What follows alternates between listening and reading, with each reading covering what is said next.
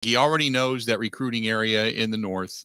Although you're not going to go get the blue chippers, we'll say, out of Michigan, because most of those guys are going to either go to Michigan or Ohio State. But I think he's going to get, instead of getting the 5 stars, he'll get the 4 and the 3s. And then obviously he's been good at developing talent. So, and I just have this feeling that this whole upper Midwest now kind of becomes, it's between him and Harbaugh and Ryan Day, and they've got their choice. And you've got a little bit of Bielema in there now that Illinois is making a run. Bielema is going to be obviously trying to pick out the best of the best and some of those prolific players coming out of Illinois. But I think when you start to look at prominent football programs, I think those 3 right now in the upper Midwest are going to be the 3 that are going to be picking, so to speak. At least that's my perception. Just because I've heard over the last 24 hours, really 48, I've heard so many good things about Luke Fickell being on the recruiting trail and the way he sets it up. Now, the one thing that is going to be paramount is the fact that Wisconsin has got to step up their game when it comes to putting money into the recruiting activation in the portal, as far as the NIL. So because they're going to be competing directly with obviously those bigger schools. But no, we're going to hear from Luke Fickell, but I was excited for some of the things that he had to say. I was excited. We got Rob Reichel coming up today in about 45, 50 minutes from now. We'll talk with him about what we witnessed this past weekend with the Packers. Also moving forward, Zach Heilprin's going to give us his thoughts on the Badgers and the hiring coming up here in the noon hour. Got our power rankings coming up today, but like I said, you're going to hear from Matt LaFleur, Luke Fickell, Chris McIntosh today as well. So a lot going on there. But I did want to get the reaction from Badger fan that heard Luke Fickell, and we're going to hear some of his stuff coming up here in just a little bit. But I'm really interested to what you've heard over the last 24, 48 hours, what you heard yesterday from Luke Fickell. Give me your reaction to the hiring of Luke Fickell as the new head coach of the Wisconsin Badgers.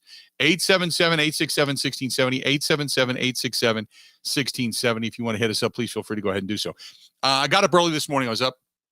I got about 5:30, and I went over to see Doc Levine, who I had some not wisdom teeth, but my crown work done today. And I got, for whatever reason, it's a long story, but I have to wait on it one more time. So I was over there early this morning, and between him and the assistant. Now, Ben, when you go to the dentist and you say, this is what you do for a living, and they start talking sports, but yet you've got gauze and fingers and tools in your mouth and you can't talk, is that not crazy or what? Oh, it's very much crazy. Yeah. I don't usually say I do this for a living. Right. I say something much more boring so they don't talk to me.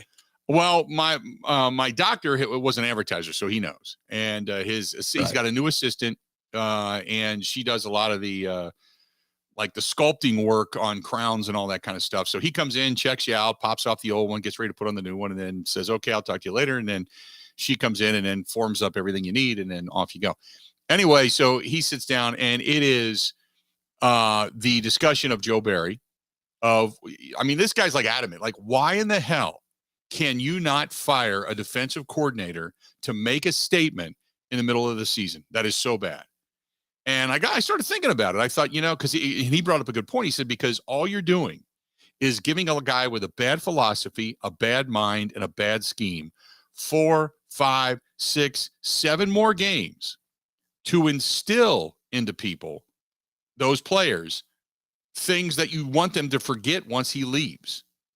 Bad philosophical decisions. Once he leaves, you don't want that anymore. So why do you give him 4 and 5 and 6 more games just because he's your friend? Because he's your buddy? And I started thinking about that. I thought, it's tough because you don't want to fire anybody mid-season and be known as that guy, because then it might be tough to get guys to come and work for you. But then again, it's like he said, he's like, look, there's only 32 jobs in the whole National Football League. And all these assistants are out there dying to be coordinators. They have philosophies. They have ideas. Go find the best one to come in and start kind of taking this thing over as soon as the season's done. In the meantime, the guy that's got the bad philosophy, the bad mental into it, the guy that doesn't challenge your players, the guy that is just dumb in certain circumstances and situations, why would you allow that guy to stick around? And I started thinking about it, and I thought, you're right. This is like allowing a bad salesperson to remain on your staff to drag your ass down and teach your salespeople the incorrect way, knowing at the end of the fiscal year you're going to fire them anyway? Why would you keep them around? Because if it's about a business, it's about business. Now, he also gets on Mark Murphy for making bad decisions. And I said, well, wait a minute. Either Murphy is out of it and you don't want him in it, and when things are good, it's all LaFleur and all Gutekunst, or when things suck, it's all Mark Murphy. You can't have it both ways. What Mark Murphy's responsible for is the overall fiscal financial responsibility and success of the franchise, not just the team, but the franchise. Whether it's marketing, development, influx of income, that's what he's responsible for. So ultimately, he's done a good job.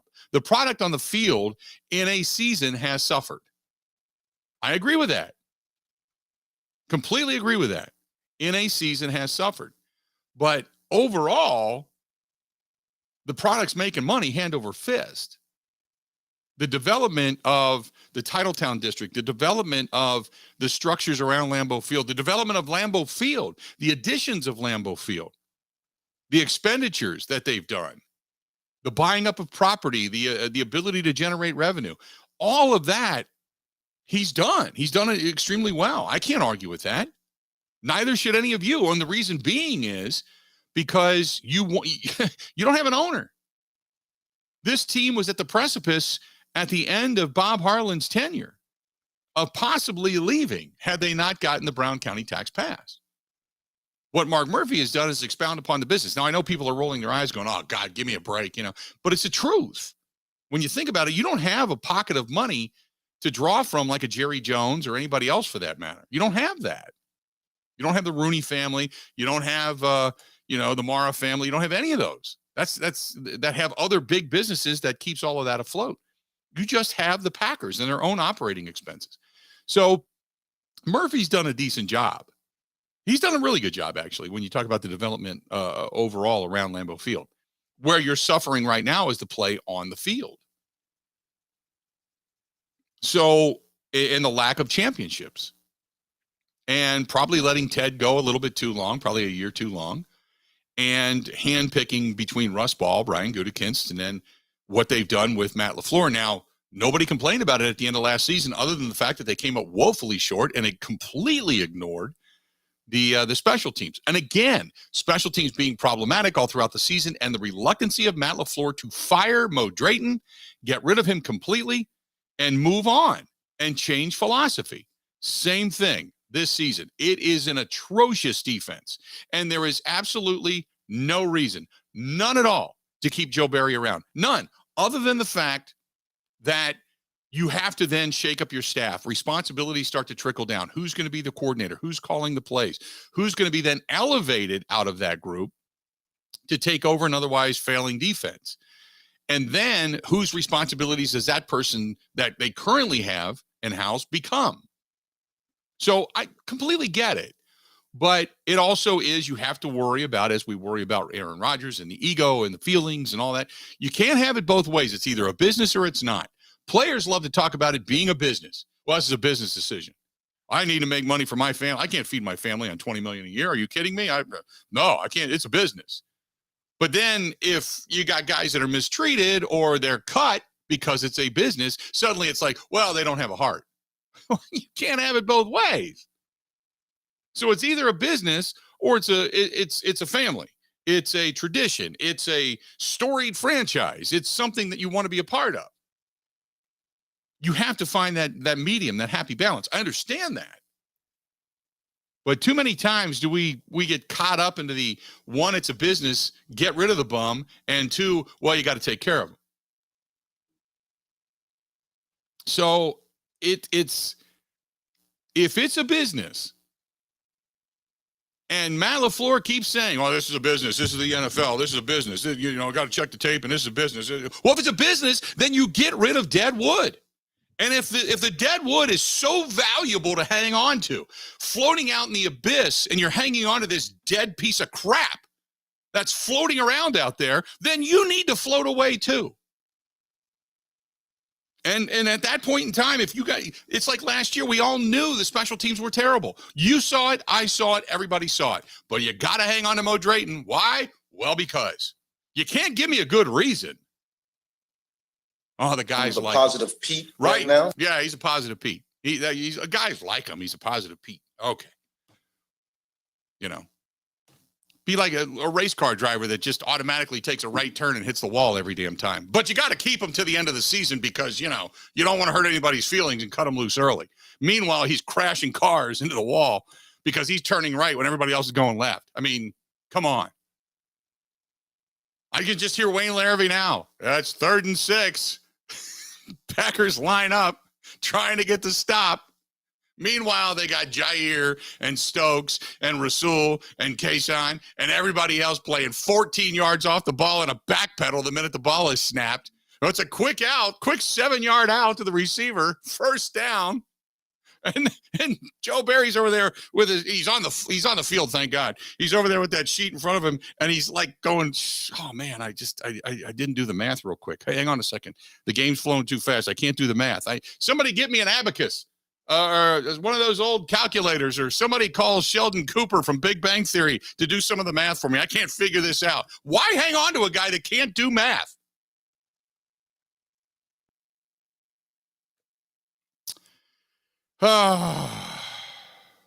Certainly, if you have a huge package. There you go. 877-867-1670. Hit us up. 877-867-1670. Now, here's one more thing when we come back, and I want to talk a little bit about Aaron Rodgers. Well, actually, it's two more things. One, there was a thought that was given to me this morning also. The Aaron Rodgers, and you talk about thoughts of playing. And sometimes when you talk to other people that really aren't in the business and aren't in the know, and they give you a perspective, you're like, oh, okay, I can understand that. Because you're always looking for something. But for those that want to see Jordan Love and what he's got versus protecting the feelings and the competitive side of Aaron Rodgers, it was a really interesting discussion and dynamic, and I want you to hear it when we come back. Stay tuned. We got a whole lot more of the Bill Michaels Show. Some really, really good stuff today. Outside perspective today. When I leave the house, I find things. It's pretty cool. Stay tuned. We got more coming up right after this. This is the Bill Michaels Show on the Wisconsin Sports Zone Radio Network. Cool weather, brisk winds, and a hot deal. Hi, this is Gina Della from Pella. Is your home ready for winter weather? Don't wait. Right now, put no money down, no payments, and no interest for up to 2 years. When it's cold outside, thanks to Pella Windows and Doors of Wisconsin, you'll be warm and toasty inside. Pella Windows and Doors of Wisconsin can be installed in as little as a day, with little to no disruption to your family or your home. Plus, you'll get expert advice from our Pella specialists, professional installation by Pella's certified installers, and the excellent service our customers have come to expect. And Pella Windows and Doors of Wisconsin has products and warranty offers you won't find anywhere else. Don't wait for the heating bills to start piling up. Right now, put no money down, no payments, and no interest for up to 2 years at Pella Windows and Doors of Wisconsin. Visit PellaWI.com today. Expires 11/30/2022. Certain exclusions and restrictions apply. See showroom for details.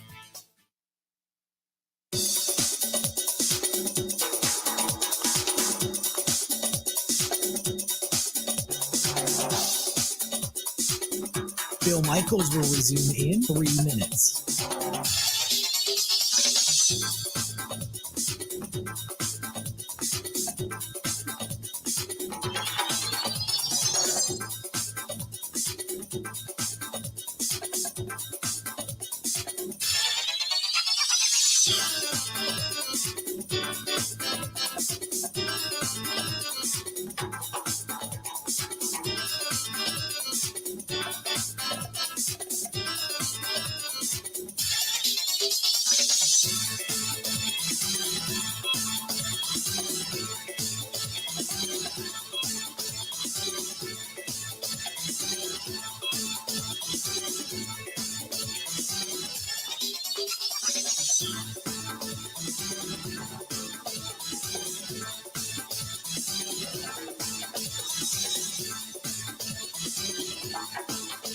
Bill Michaels will resume in 2 minutes.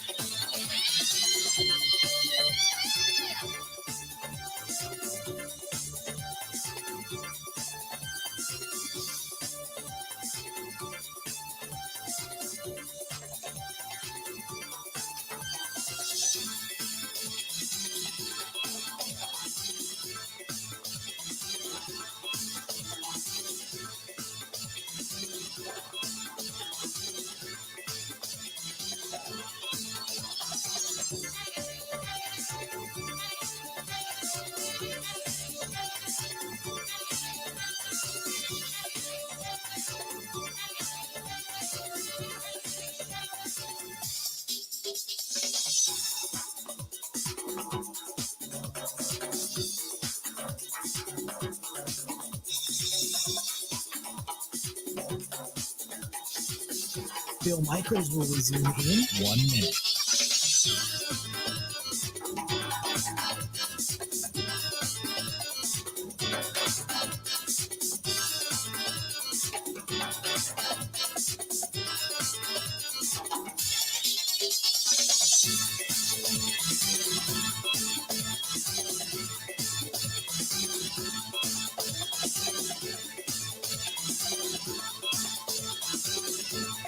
Bill Michaels will resume in 30 seconds.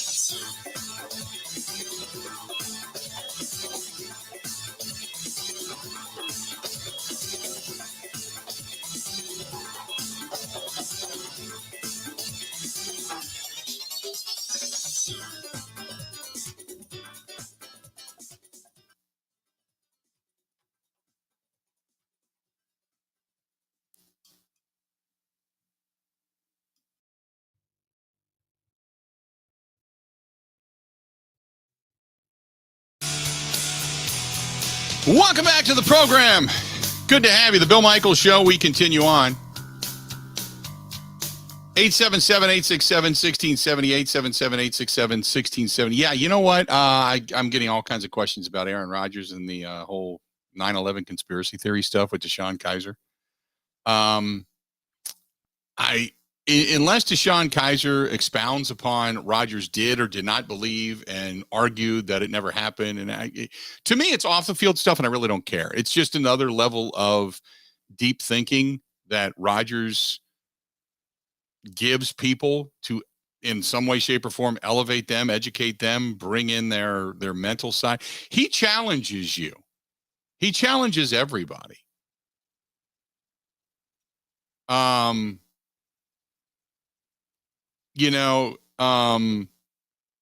You see Mark over on Twitter, and there's a couple other people, and Pac-Fan over on the Bud Light live stream. Sharon says, "Are you kidding me? Are we rooting for a guy that doesn't believe in our own military and believe in 9/11?" Look, hey, to me, it's not that it's a non-issue. It's that it really doesn't have a lot to do with football. You know what I mean? So I'm like, he can believe in green goblins. We can all look at him with a raised eyebrow and go, oh, okay, whatever. But, that's for your life away from the field, and guys are allowed to have a life away from the field. I don't know what else to say.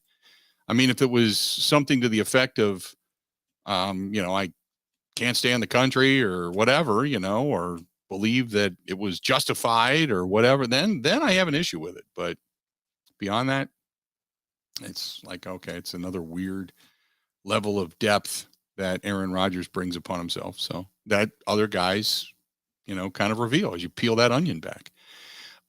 Troy says, does Matt LaFleur have the power to fire coaches, or does the front office control all of that as well? It's both, because obviously there would be money owed. So if he would say, I'm going to get rid of this guy, I would have to, he would have to go upstairs and say, hey, this is what I want to do. Let's get back to the phone calls. Let's talk to Chris, listening to us in Tampa, Florida. Chris, welcome up, man. How you doing? I'm doing warm, thank you. Awesome. Yeah. Hey, I'm not going to pile on Joe Barry. I mean, we all know that's the deficiency of this team this year, is the most underachieving defense with all the draft capital that has been put onto this team. So, but I'm going to step to a different direction and go with, the next year and two. God bless Aaron Rodgers, but I really think we should have traded him last year and got draft picks and moved on. But I think it's time maybe to give, maybe after the Bears game, give Love a shot at it. See how he does. I mean, one quarter doesn't make him, oh my God, Jordan Love's great. But he did look like he had his head together the other night. But, you look at Watson and Romeo Dobbs, you put another year on these guys and they can stay healthy and on the field. Mm-hmm. So those are two quality receivers that, a lot of people might not think, but, put them both back on the field next year. And our offense is not bad. We can't get another team's offense off the field. Right. So I like what I'm seeing this team. But something obviously needs to change with the defense. But boy, I tell you what, I'm real excited finally to say that, hey, we might have two back-to-back really good receivers on this team, and maybe, bring in a strong veteran that kind of push them a little bit more. I don't know if it's OBJ or whomever. I don't know. Right. I doubt he'll come to Green Bay, but but something like that to, not Sammy Watkins, because, he's Sammy Watkins, but, right. that receiving core might be the best we've had in years as a core with those two kids. And that's a bright future. And if they can come together with Love in the future, and, we keep, Dillon and Rodgers, our running backs, man, dang, man, that looks pretty good for our future and, figure out the defense. But, I'm all for them. Right. I was coming up for a game for the Rams game, but I decided to go to Key West instead because, at this point, Right. I don't blame you. For that, so I'll just Key. So, No, but anyways, I appreciate y'all taking my call and, go from there. Go, Pat, go. All right, buddy. Talk to you soon. There you go. That is, that's Bob listening, or excuse me, Chris listening to us down in Tampa. When it comes to, and I went to break bringing this up. So think about this for a minute. This morning I was, like I said, I'm, sitting in the dentist chair, and the dentist comes in and says, why wouldn't you play Jordan Love? The season's over. You've got a lot of money still invested in Aaron Rodgers. Why take a chance on getting hit with an ACL and MCL or whatever? The stats aren't going to get much better for Aaron Rodgers. So why would you take a chance on playing him? He said, and then think about this. Other than Rodgers just being competitive, right? He said, Rodgers has been there, done that for so many seasons. He knows he's not really playing for anything other than just pride. While Jordan Love, on the other hand, he can't wait to get under center. He can't wait to be the starter. He can't wait to really engage. He can't wait to show what he can do. This is a guy that's chomping at the bit. Maybe he brings a different energy. Maybe he brings an energy that, so suppose they keep him around, that even pushes Rodgers into next year, saying, hey, wait, this kid's got something. And, oh, look, people are going to be clamoring for him over me. I better up my game. He said, I don't see a downside to this. And he said, the only reason they are playing Aaron Rodgers is because he's Aaron Rodgers. And they're afraid of hurting his feelings. He said, and I, it's interesting. Sometimes you get a different perspective and you can understand it. Now, I don't necessarily fully agree with it, because I still think we talk about getting on the same page and making sure that things begin to develop between you and the receiver, specifically if Rodgers is coming back next year. But you look at all this stuff and you think he's right. I'll tell you this, man, if Jordan Love gets into games and knows that he's going to be the starter for the remainder of the season, he is chomping at the bit to do it. Rodgers, in the meantime, heals up, does not run the risk of getting banged up, losing an ACL, an MCL, or anything else for that matter, busting up a shoulder, breaking something. He doesn't have to worry about it. All of his injuries begin to heal. He starts the healing process early. The only thing that would be suffering is his ego and statistics. That's it. Now, sounds like a great idea. Publicly, you don't say we're benching him. What you would do now, my opposite argument to that is Rodgers takes a shot to the ribs and he is hurting. Rodgers has been ailing with a thumb all season long. He's hurting. And this guy still wants to go out and lead, still wants to go out and play, when he very easily right now could pack it in and say, you know what? I'm going to take some time off. I'm going to start to walk away and heal up for next year, and then I'll figure it out what I want to do in the offseason and go from there. But don't you then turn around and give him all kinds of credit to say, no, this guy wants to go out. He wants to compete. He wants to play injured. He wants to, or hurt and hurting. So to Jordan Love, absolutely. But don't you then turn around and give Rodgers that same amount of credit for not taking the easy way out?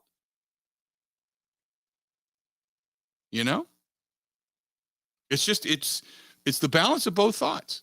I just thought it was a really good sometimes you get in conversations and really there's no bad opinion. There's reality.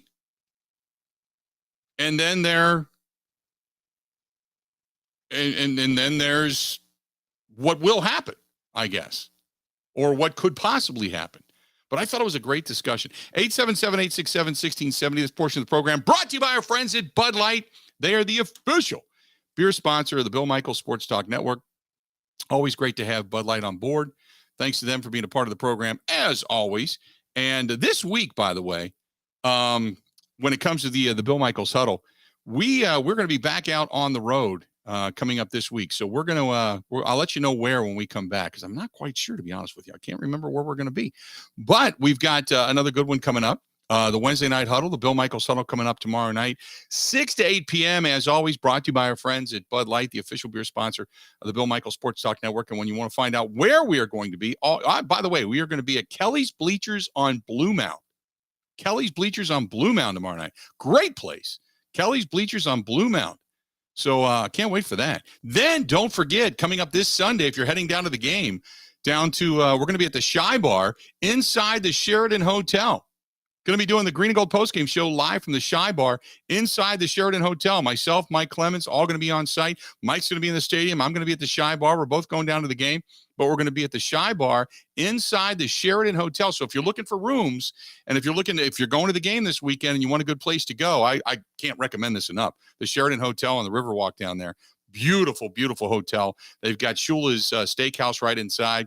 But we're heading down there. We're going to do the postgame show live from the Shy Bar coming up on Sunday. So Kelly's Bleachers tomorrow night, and the Shy Bar Hotel, or the Shy Bar at the Sheraton Hotel, coming up on Sunday. All brought to you by our friends at Bud Light. More of the Bill Michaels Show next. Covering Wisconsin sports like a blanket. This is the Bill Michaels Show on the Wisconsin Sports Zone Radio Network. Today's the day.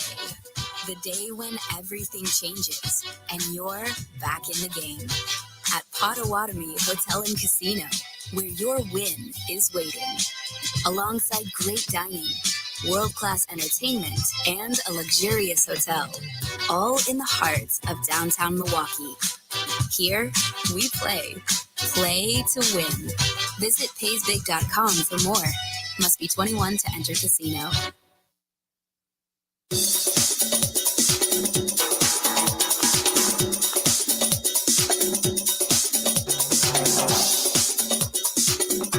Bill Michaels will resume in 5 minutes.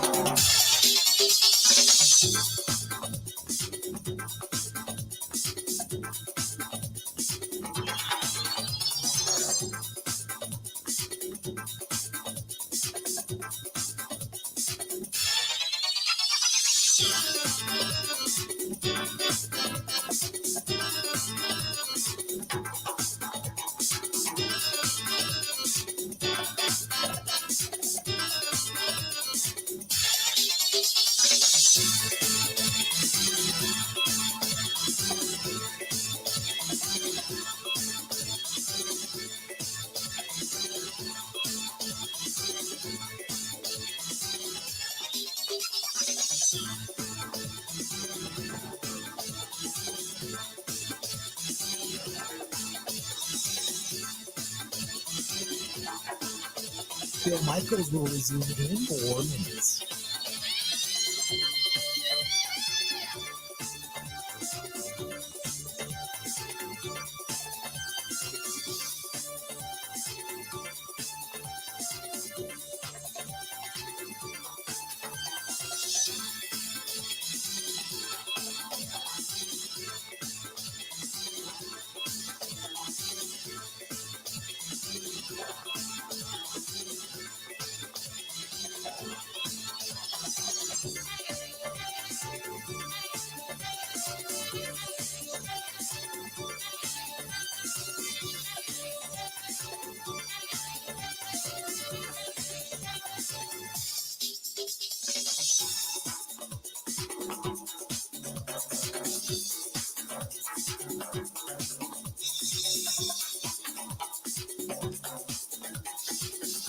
Bill Michaels will resume in 3 minutes.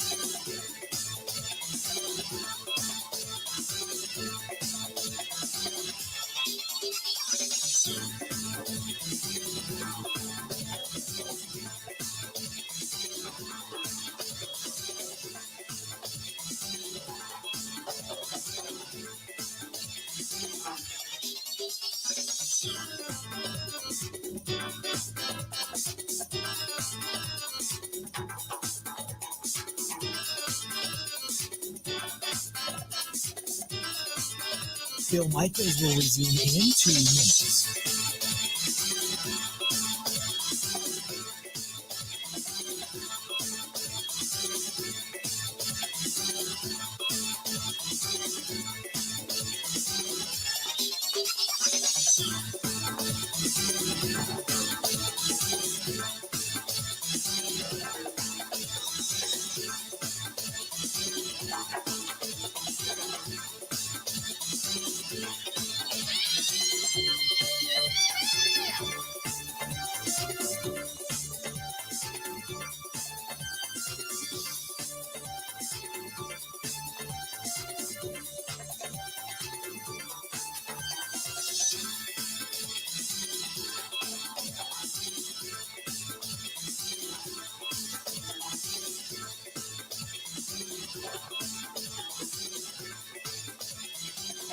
Bill Michaels will resume in 1 minute.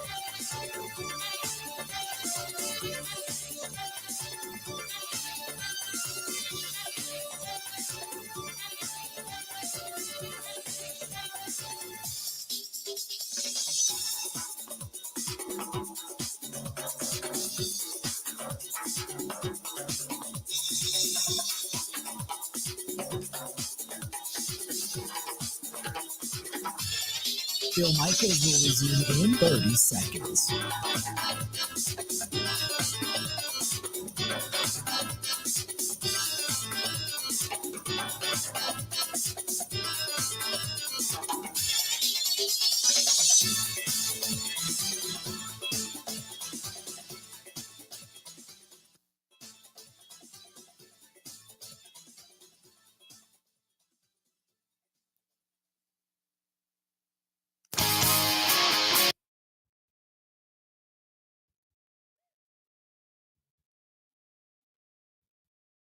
You're going to be out doing some local shopping downtown La Crosse, maybe heading over to Dale's, or maybe you're going to go to the Briar Patch, get yourself a couple of good quality cigars, or any place else downtown. Stop in to Buzzard Billy's. Oh, boy, good food. Really good food. Go in there, take a load off. You maybe get yourself a beverage.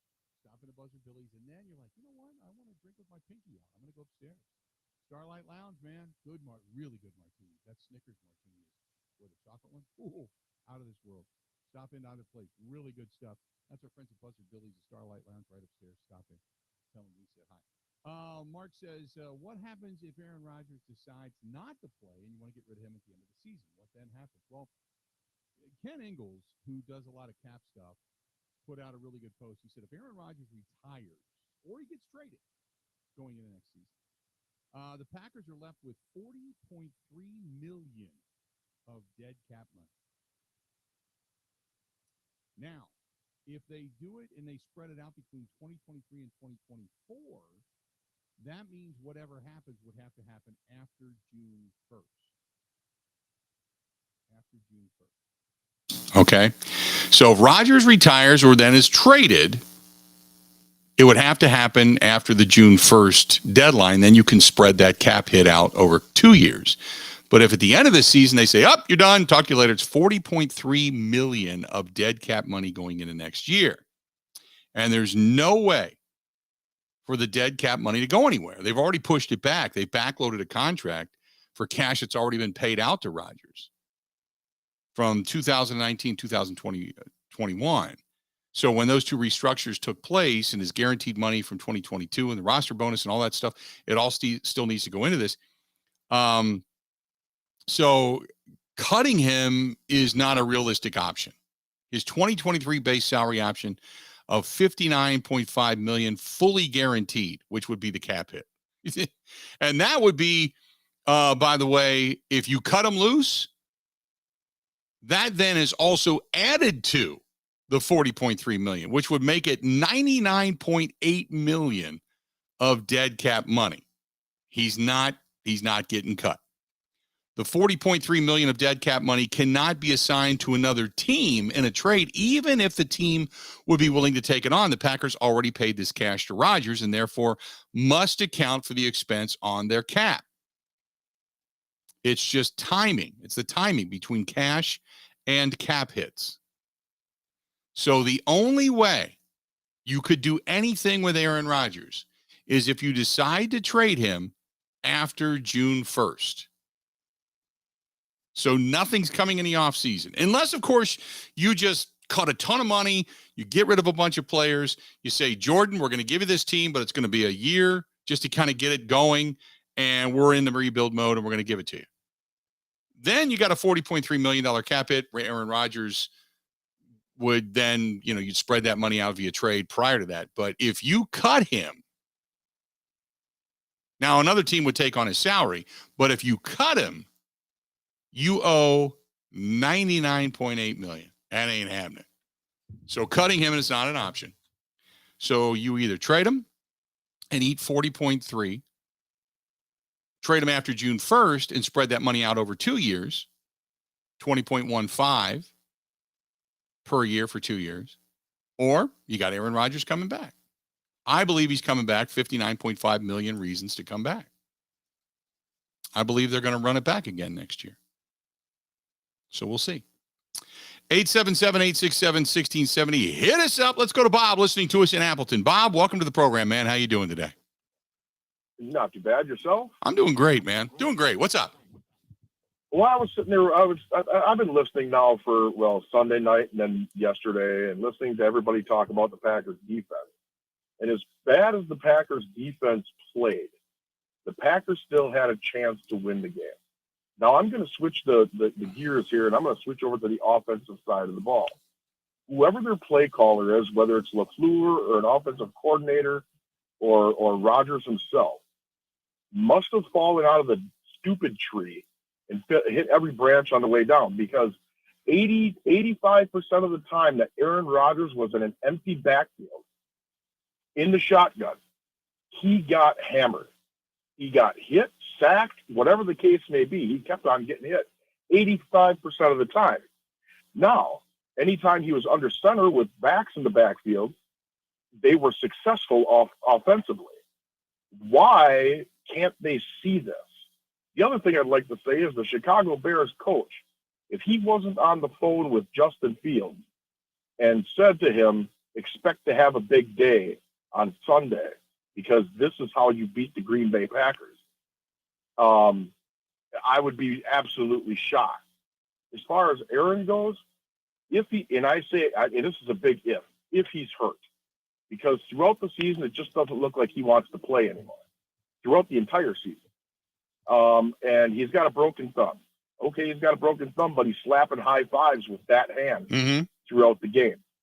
All of a sudden, his ribs are hurt. It's an oblique, but he went running off the field into the locker room. I'm not saying he's faking his injuries at all. I'm sure he is hurt. I just don't think they're as severe as they are. And I don't think he's got the heart to play in Green Bay anymore. Maybe even play at all anymore. But that's just my opinion. And like I said, the Packers defense, they were absolutely horrible. But to have the fact that the Packers still had a shot to win that game offensively amazed me. But it also amazed me that they kept sticking him back, shotgun, empty backfield. That tells any defense, well, they're not handing the ball off to anybody, so let's just go get Aaron. And like I said, 85% of the time he did it, he got hammered or beat up. And I just think that's ridiculous. They got to change something. something's got to change Green Bay, or this ain't ever going to be fixed. I agree with you. I appreciate the phone call.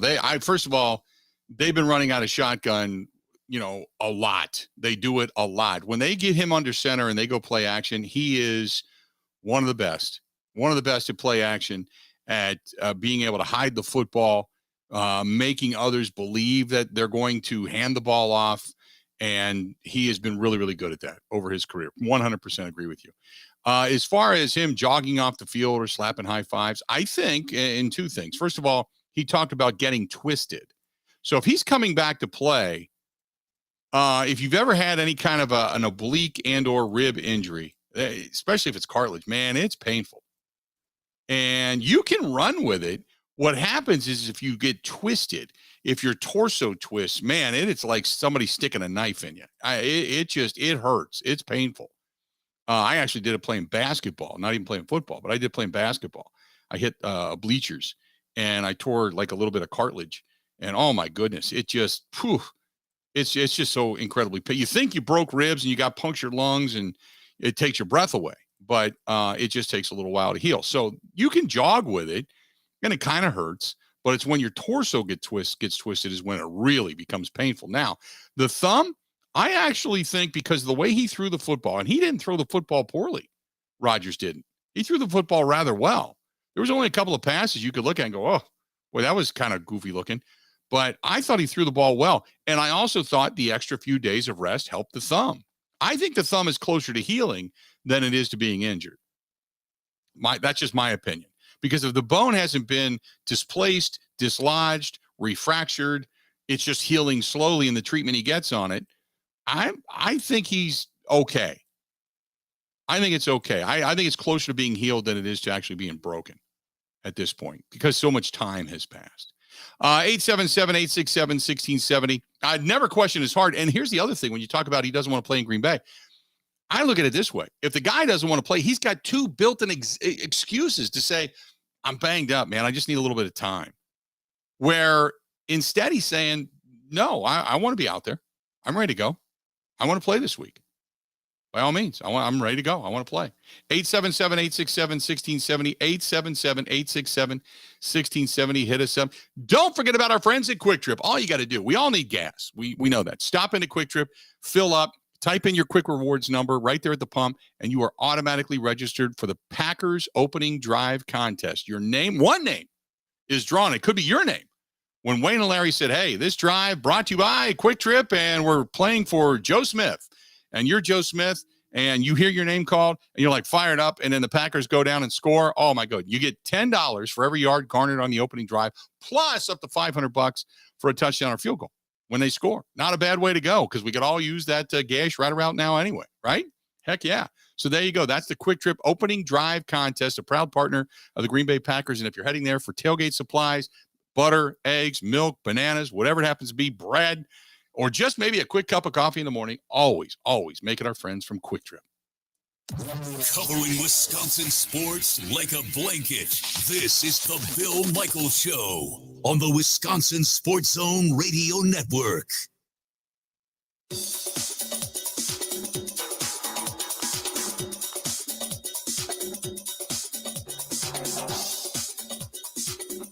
Bill Michaels will resume in 3 minutes.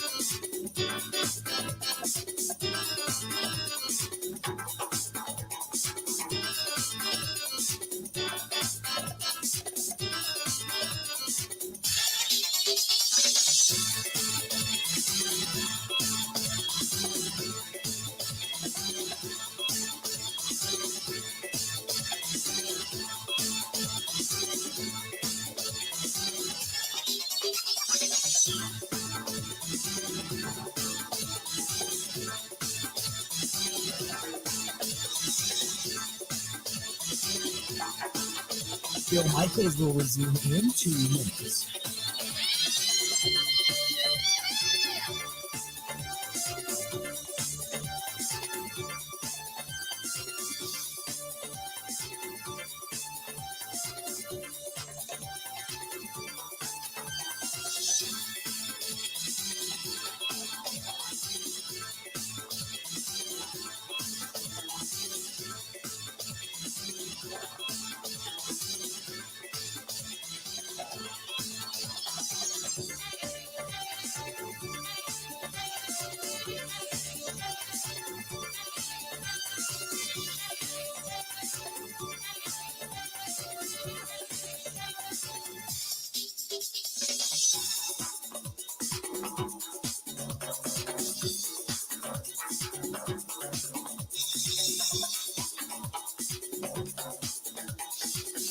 Bill Michaels will resume in 1 minute.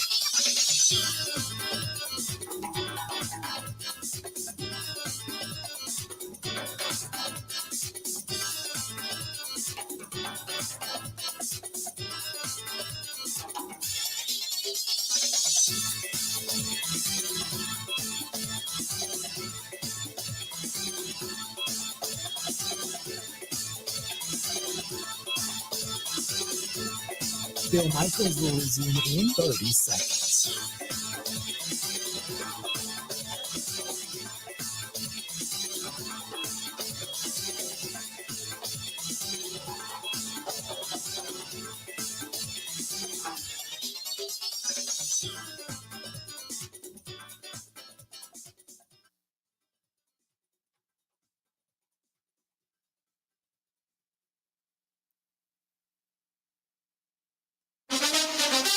Now, in Green Bay, here's Mike Clemens. The Packers have today off. They return tomorrow to get ready to face the Bears at Soldier Field Sunday. Injured players getting treatment like safety Darnell Savage, who left on the opening series Sunday night in Philly with a foot injury. Aaron Rodgers underwent an MRI to determine how bad that rib injury is that he suffered against the Eagles. Packers head coach Matt LaFleur asked about Rodgers at a press conference last night. He said he was feeling a little bit better today, so that's a good sign.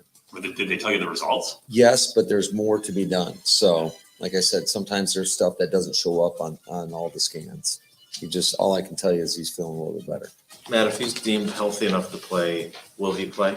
Yes. Jordan Love only played 10 snaps in relief of Rodgers Sunday night, but he led the Packers to score a touchdown and a field goal. Love on CBS Sports Radio. Do you think one day maybe you could be on the same level as an Aaron Rodgers as a player, even better than him? That's the goal. That's the goal right there. So how long are you willing to wait? Are you a patient guy when it comes to that waiting process? Very patient. I just, in the back of my head, I know my time will come, and it's all about what I do with that. Got to make the most of that opportunity. The Bears are back in Chicago after losing to the Jets 31-10 in the rain at MetLife Stadium. Safety Eddie Jackson went down on the turf with a foot injury, and their top wide receiver, Darnell Mooney, out for the year. He'll need ankle surgery. Bears head coach Matt Eberflus. Our eyes are forward now on to Packer Week. We're looking to put our best foot forward. I know we got some injury things that are up in the air for everybody, for our football team, for the media, for the fans. And again, I'll get that to you guys on Wednesday, but certainly we're looking at different lineups and what we can do to put our best foot forward and put the best product on the field on Sunday. That's the Bears head coach Matt Eberflus. In Green Bay, I'm Mike Clemens on the Bill Michaels Show.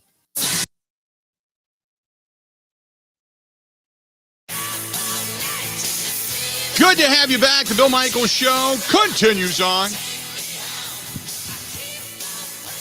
Continues on. 877-867-1670, 877-867-1670. If you want to give us a shout, please feel free to go ahead and do so. This is from Sean, who says, cutting Aaron Rodgers is not an option. Why do fans have so much hate for him? I think bringing him back with a good young wide receiving staff and bringing in one or two veterans would be a better idea. Yes, you're going to have to get rid of some of the key components and contributors because of salary, but rework a couple of deals, bring in some good talent via free agency, and hopefully he hits on a couple of guys in the draft, and you're right back in it as long as this team gets rid of Joe Barry. Appreciate the email. This is from Chris, who says, hey, Bill. Chris from Green Bay, listen every day. Appreciate he goes on to say, we see Joe Barry every now and then out and about. It's funny. Fans will come up and say, hey, keep trying. But then the minute he walks away, they say, we can't wait to get rid of that guy. He said, I was in Aldi the other day and one fan yelled something across the aisle about, I hope he's renting and not owning. Wait a minute. Do you mean Joe Barry shopping in Aldi? Come on. Maybe he is. What the hell do I know? You know?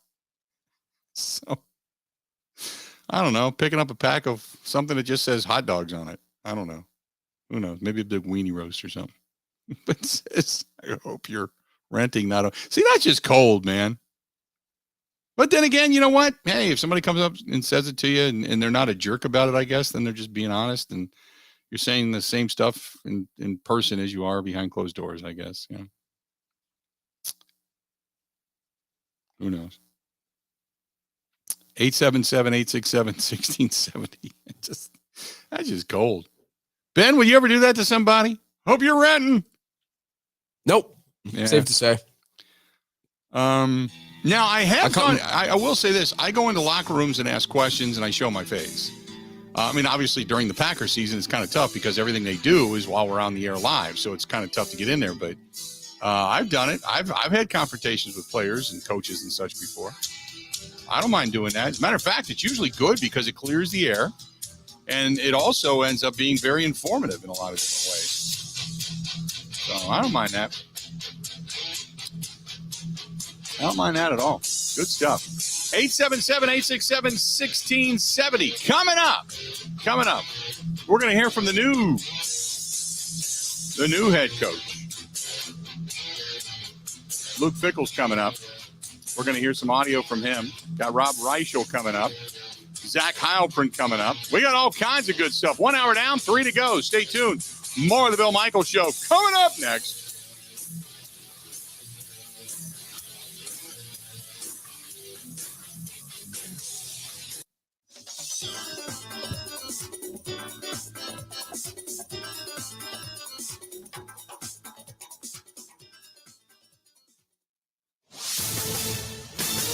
This is a Wisconsin Sports Zone update. Well, yesterday was the first day on the job for Wisconsin's new head coach, Luke Fickell. In his introductory press conference, Fickell said he had one goal in mind. We got one objective and one goal. It's to play for a championship.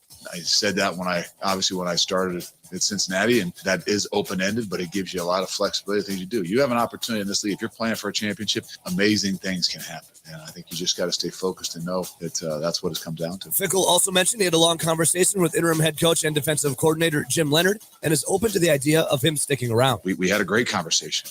Very open to, obviously picking his brain for a lot of things. He loves this place. He's a diehard. So there's a lot of options that are open. I think we're very similar in a lot of ways. Jim will know what's best for him. Jim will know what's best for the program. Jim will know what's best for this team. And I respect that. To the NFL, the Green Bay Packers will take on the Chicago Bears on Sunday, and quarterback Aaron Rodgers is nursing a thumb and a rib injury. Packers head coach Matt LaFleur said if Rodgers is healthy enough, he will be playing. If not, they will turn to Jordan Love. Rural Mutual Insurance, keeping Wisconsin strong. If you're interested in a rewarding career with a strong Wisconsin company, Rural Mutual Insurance is looking to add to their growing team of successful employees and agents. Apply online today at ruralmutual.com/careers. Rural Mutual Insurance, keeping Wisconsin strong. Fresh off their trip to the Bahamas, where they got third in the battle for Atlantis, the Wisconsin Badgers return home to the Kohl Center tonight for the Big Ten ACC Challenge. They welcome in the Wake Forest Demon Deacons for an 8 o'clock tip. And finally, the Milwaukee Bucks, who sit second in the Eastern Conference with a record of 14-5, hit the road and will take on the New York Knicks tomorrow night at 6:30. For the Wisconsin Sports Zone Network, I'm Ebo.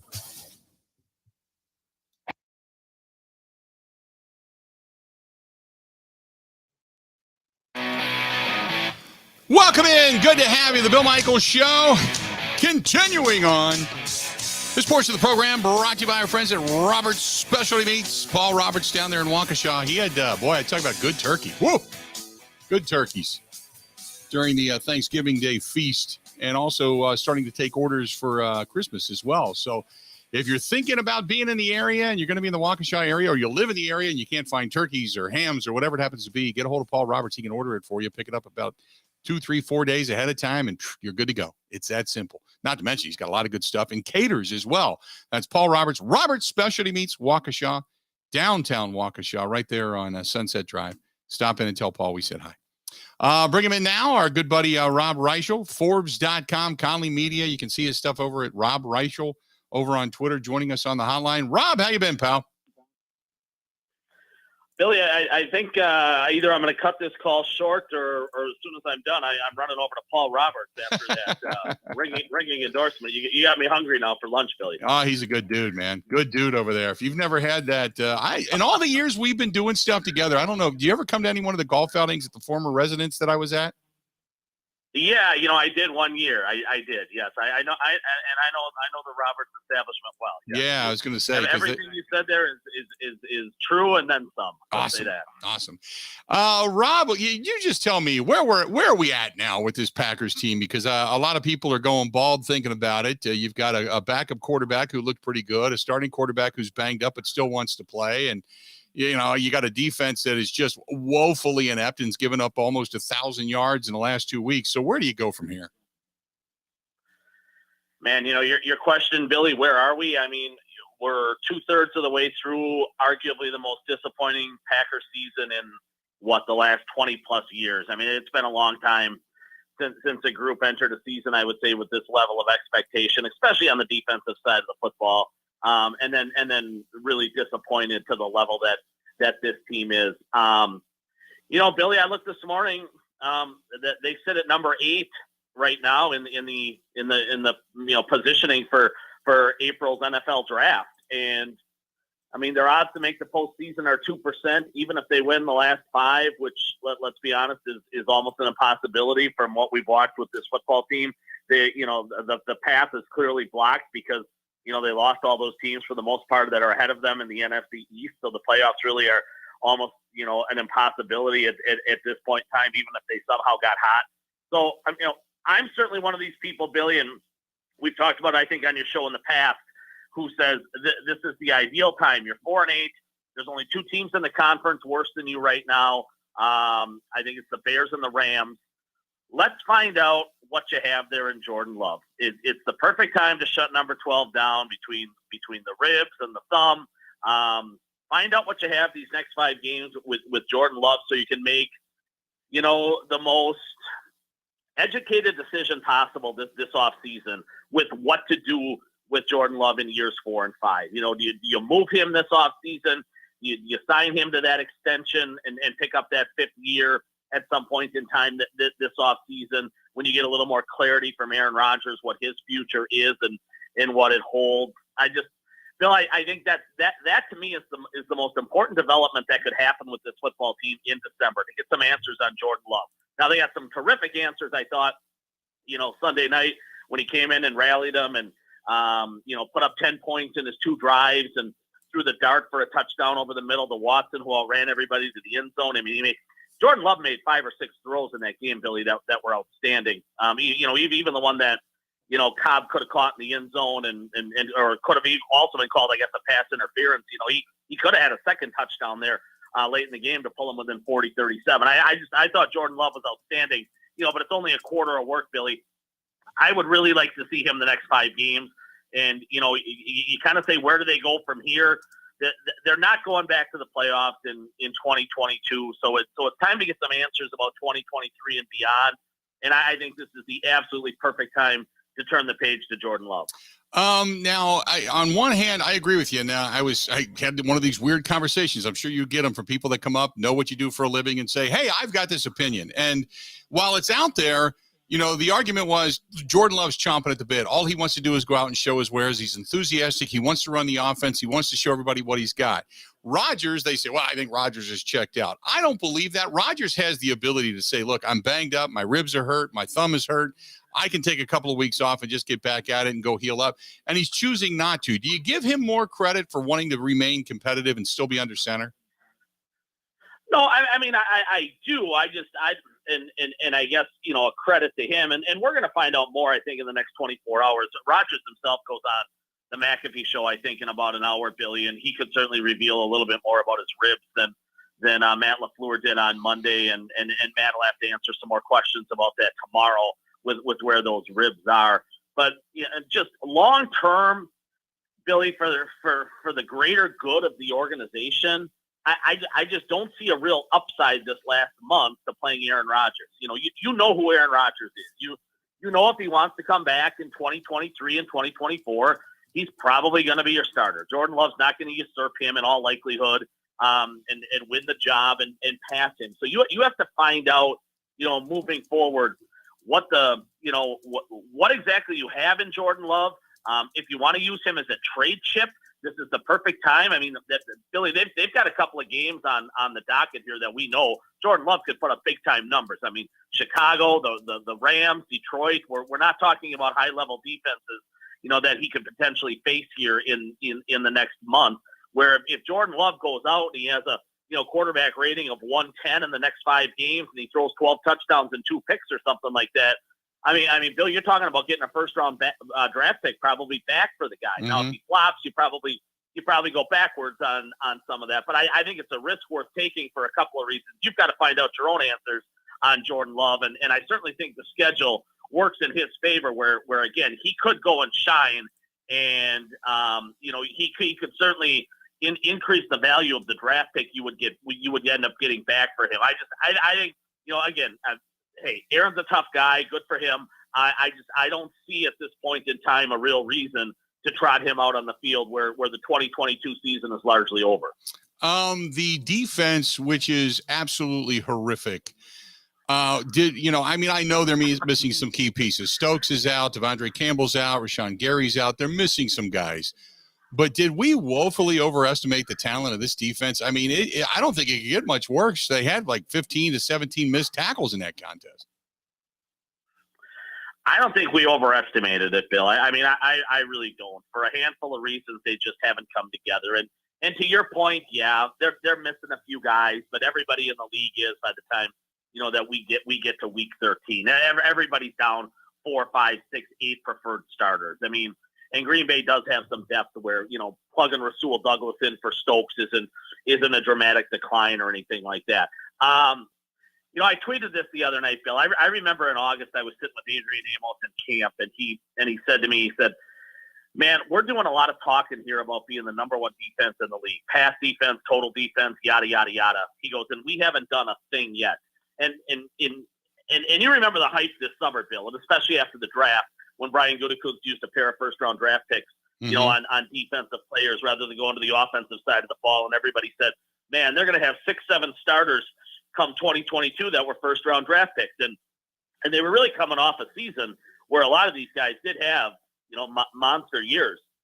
So, Bill, I don't think we overvalued or, made greater assumptions about the talent level of this defense than actually existed. There's clearly communication issues. There's chemistry woes. Bill, they're not interested in tackling, and that comes down to the coaching and the coaching staff. There's we could go through 100 things here. There's a lack of gap responsibility. People are out of their lanes consistently, but I think the biggest thing, Bill, is they've just gotten beat up week after week physically. And Philly took it to them worse than anybody we've seen, and anybody that's taken it to them in the run game in almost 50 years, Bill, 45 years was the last time, anybody's run for that many yards against these guys. They need to be far more, far tougher and more physical than they have been. They've gotten dominated up front. That whole defensive line, I would say, Billy, has been a disappointment. They've got long, tall, speedy, athletic inside linebackers, but Bill, they're not physical at all in the run game. So even when Campbell was out there and now Quay Walker's being exposed and the backups, they're getting run over on a consistent basis. You've got guys in the back end like Jair that seem to have no interest in tackling whatsoever. And at the end of the day, Bill, I mean, it's a game of fundamentals. It's blocking and tackling before everything else. And if you don't want to tackle, and Matt LaFleur had it for over 20 missed tackles in that football game, you don't have a chance. And so, Bill, the defense has clearly been the most disappointing aspect of the football team. It's got to drive Matt LaFleur nuts because he's finally getting the offense up to speed. I think where, let's even say, Billy, they had stolen, the games against Washington and the Giants, right? And they're 6-6, and instead of 4-8, and they could make a run here. I really thought by the time they got to the postseason, if the offense was trending upward and the defense had done what it was supposed to do, that they could have been a dangerous team in January. Well, we're not going to find that out now. And really, Bill, it's not going to be because of the offense, because I do think the offense is moving in the right direction. Like you said at the start of this question, this demise here is going to fall on the defense. The Joe Barry discussion, I can't imagine in any scenario where he comes back as the defensive coordinator. The argument is, why are you hanging on to this guy when all he's doing is still running his same, bad philosophy, bad play calling out there, and in essence, he's trying to teach guys to run something that you're not going to have the remainder of this, coming after the end of this season. Why would you keep Joe Barry? Well, and it was a question that was posed to Matt yesterday. And now remember, Bill, Matt LaFleur is a remarkably loyal guy. I think that is one thing we have found out here pretty quickly. I mean, it took him 2 weeks last year after the season ended to move on from Mo Drayton. Right. And I think it would have taken most of us about 2 minutes. And I think most people, Billy, would have got rid of Mo Drayton last year after about week 9 or 10, and tried to find some answers coming into the home stretch. I would just say this, Bill, again, that it's not a playoff team. Maybe Matt would look at this a little bit differently if this team was 8-4 and the defense was melting down like this. And we were talking about having, meaningful football games in January, that he would have to get the defense fixed. Maybe he just doesn't want that level of drama and chaos, through his locker room. But at the same point in time, Bill, I do think it sends a bad message that he keeps bringing this coordinator back week after week after week. And there doesn't, only Matt knows, I guess, behind closed doors, the conversations he's having with Joe Barry and how accountable he is holding him. But Bill, when he brings him back week after week and he stands at the podium and he makes apologies and talks about, the defense played well in certain points of the game and things like that, I really think he's throwing Joe Barry a life raft. And I'm not a big fan of that. At least publicly, he doesn't seem to be holding these guys as accountable as I think he should. You could certainly make the case, what's the point of moving on from Joe Barry right now? But I do think Matt needs to be harsher in his analysis and criticism of that defense than he has been, because even yesterday, Bill, he went back and he spotlighted, 2 or 3 moments in that game where the defense made plays and did some positive things. And at the end of the day, Bill, they gave up 500 yards and 40 points. And I think Philly's still running the ball, for a touchdown as you and I are having this conversation. So, no, I'm not a big fan of how Matt LaFleur has handled that side of the ball. Yeah, that's like saying, hey, I drove really well here, but while I missed the first couple of exits and drove my car into a pond, prior to that, I hit all my turn signals and made the right turns. It's like, come on, man. Yep. Real quick before I let you up in the lake, right? Real quick before I let you go, I know that the numbers were put out there. Ken Ingalls does a pretty good job with cap and such. I keep telling people, we talk about Rodgers and not being here and being here. And so, look, I think Rodgers is coming back. I think they need a couple of pieces. They're going to have some big offseason cap hit decisions to make. But I still think that there's enough meat on the bone that this team can be viable going into 2023. Give me your thoughts. I'm gonna, and you know me, Billy. I'm usually a pretty opinionated guy. I'm gonna reserve my answer on that until I see how certain things play out over the next few months. Because this team is going to have more questions heading into the offseason than almost any Packer team I can remember in recent memory. And not just at the quarterback position, right? It's what do you do with David Bakhtiari and his $29 million deal? Or $29 million salary for 2023. Do you move on from that? Do you re-sign Elton Jenkins, who hasn't played quite to the level, or certainly close to the level, I guess, that he did prior, to his knee injury? I think on some levels, Bakhtiari and Jenkins are kind of linked together. They're going to have questions like that, Billy, up and down the roster. Take wide receiver, for example. The only 3 guys under contract next year are the 3 rookies that they drafted this particular year. So, that's going to be a position that's completely overhauled. What do you do with Robert Tonyan? You don't have a safety back next year under contract if Darnell Savage is technically now your slot guy. So what do you do with Adrian Amos? They're going to have a ton of these questions to answer, Bill, and they're going to be fighting all sorts of salary cap hell to the same level that they fought at the last couple of years. I don't think the window has 100% closed, Billy, but I do think it's about 90% closed, and and we could be looking at the start of a rebuild, for the next few years, where we circle 2022 was the start of it when things bottomed out, and it's going to take them a few years to work their way back. Yeah, it certainly feels like the beginning of the end, but with Rodgers sitting there, it feels like you gotta, unless you trade him away after June 1st next year, it feels like at some point you got to at least attempt to run it back one more time. But how far are you going to kick that money can down the road? I agree with you.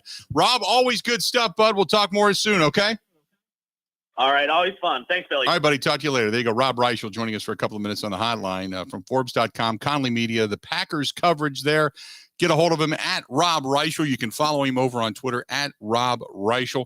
This portion of the program brought to you by our good friends over there at the Milwaukee Admirals. They continue to win, putting W's in the right column.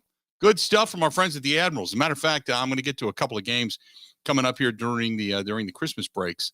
So if you're heading out to an Admirals game, maybe I'll see you there, because I don't want to ignore that team that's winning. So stick with the Admirals. Go to MilwaukeeAdmirals.com, whether it's single game tickets, maybe group tickets, you've got an outing coming up, or you want season tickets still, or even some of the tickets for after game concerts that are going to be going on throughout the season as well. Check out MilwaukeeAdmirals.com for all the action. MilwaukeeAdmirals.com. That is MilwaukeeAdmirals.com. Ready? This is the Bill Michaels Show on the Wisconsin Sports Zone Radio Network. One of the worst things that you can hear, you have cancer. The worst is when you hear the words, your child has cancer. When a child is diagnosed with cancer, it changes their world. Sometimes they can't even do things that they really love, like playing soccer, riding a bike, going to prom, attending school. Children with cancer spend a lot of time away from others, time in the hospital, treatments, tired, nauseous, and they feel isolated. That's where Special Spaces Wisconsin steps in.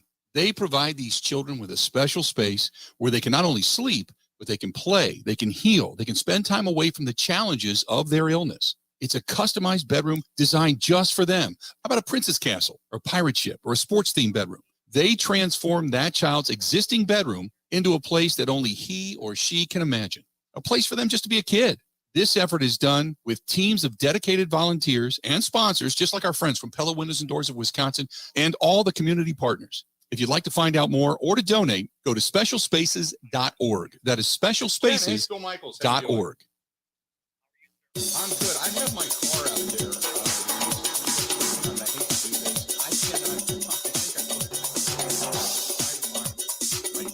Bill Michaels will resume in 3 minutes.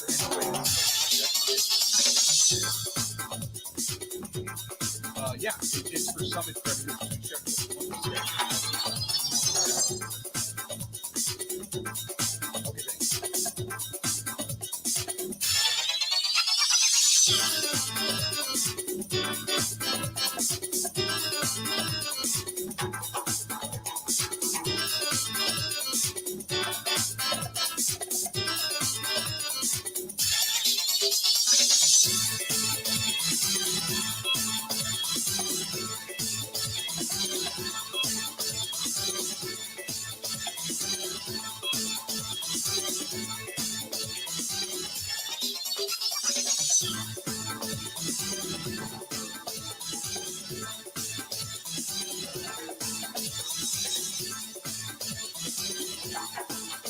Bill Michaels will resume in 2 minutes.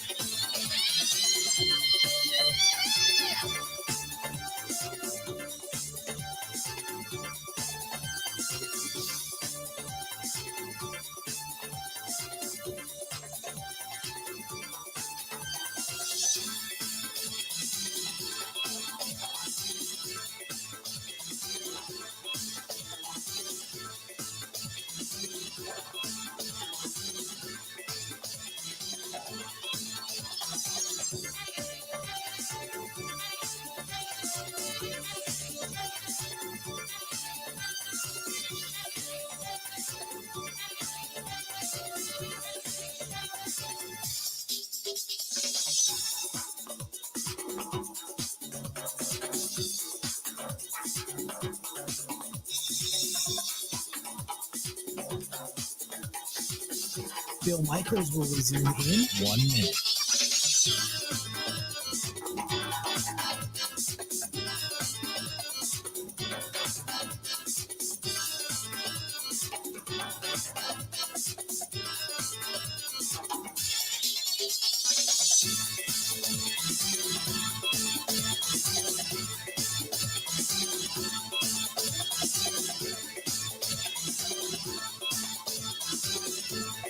Bill Michaels will resume in 30 seconds.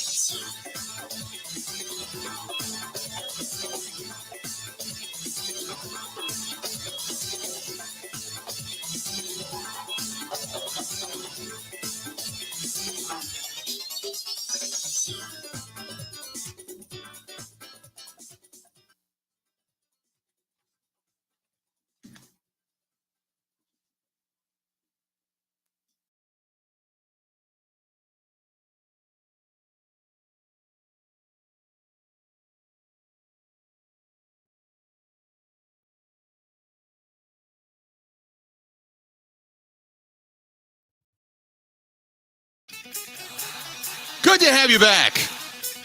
Holiday season, it's upon us.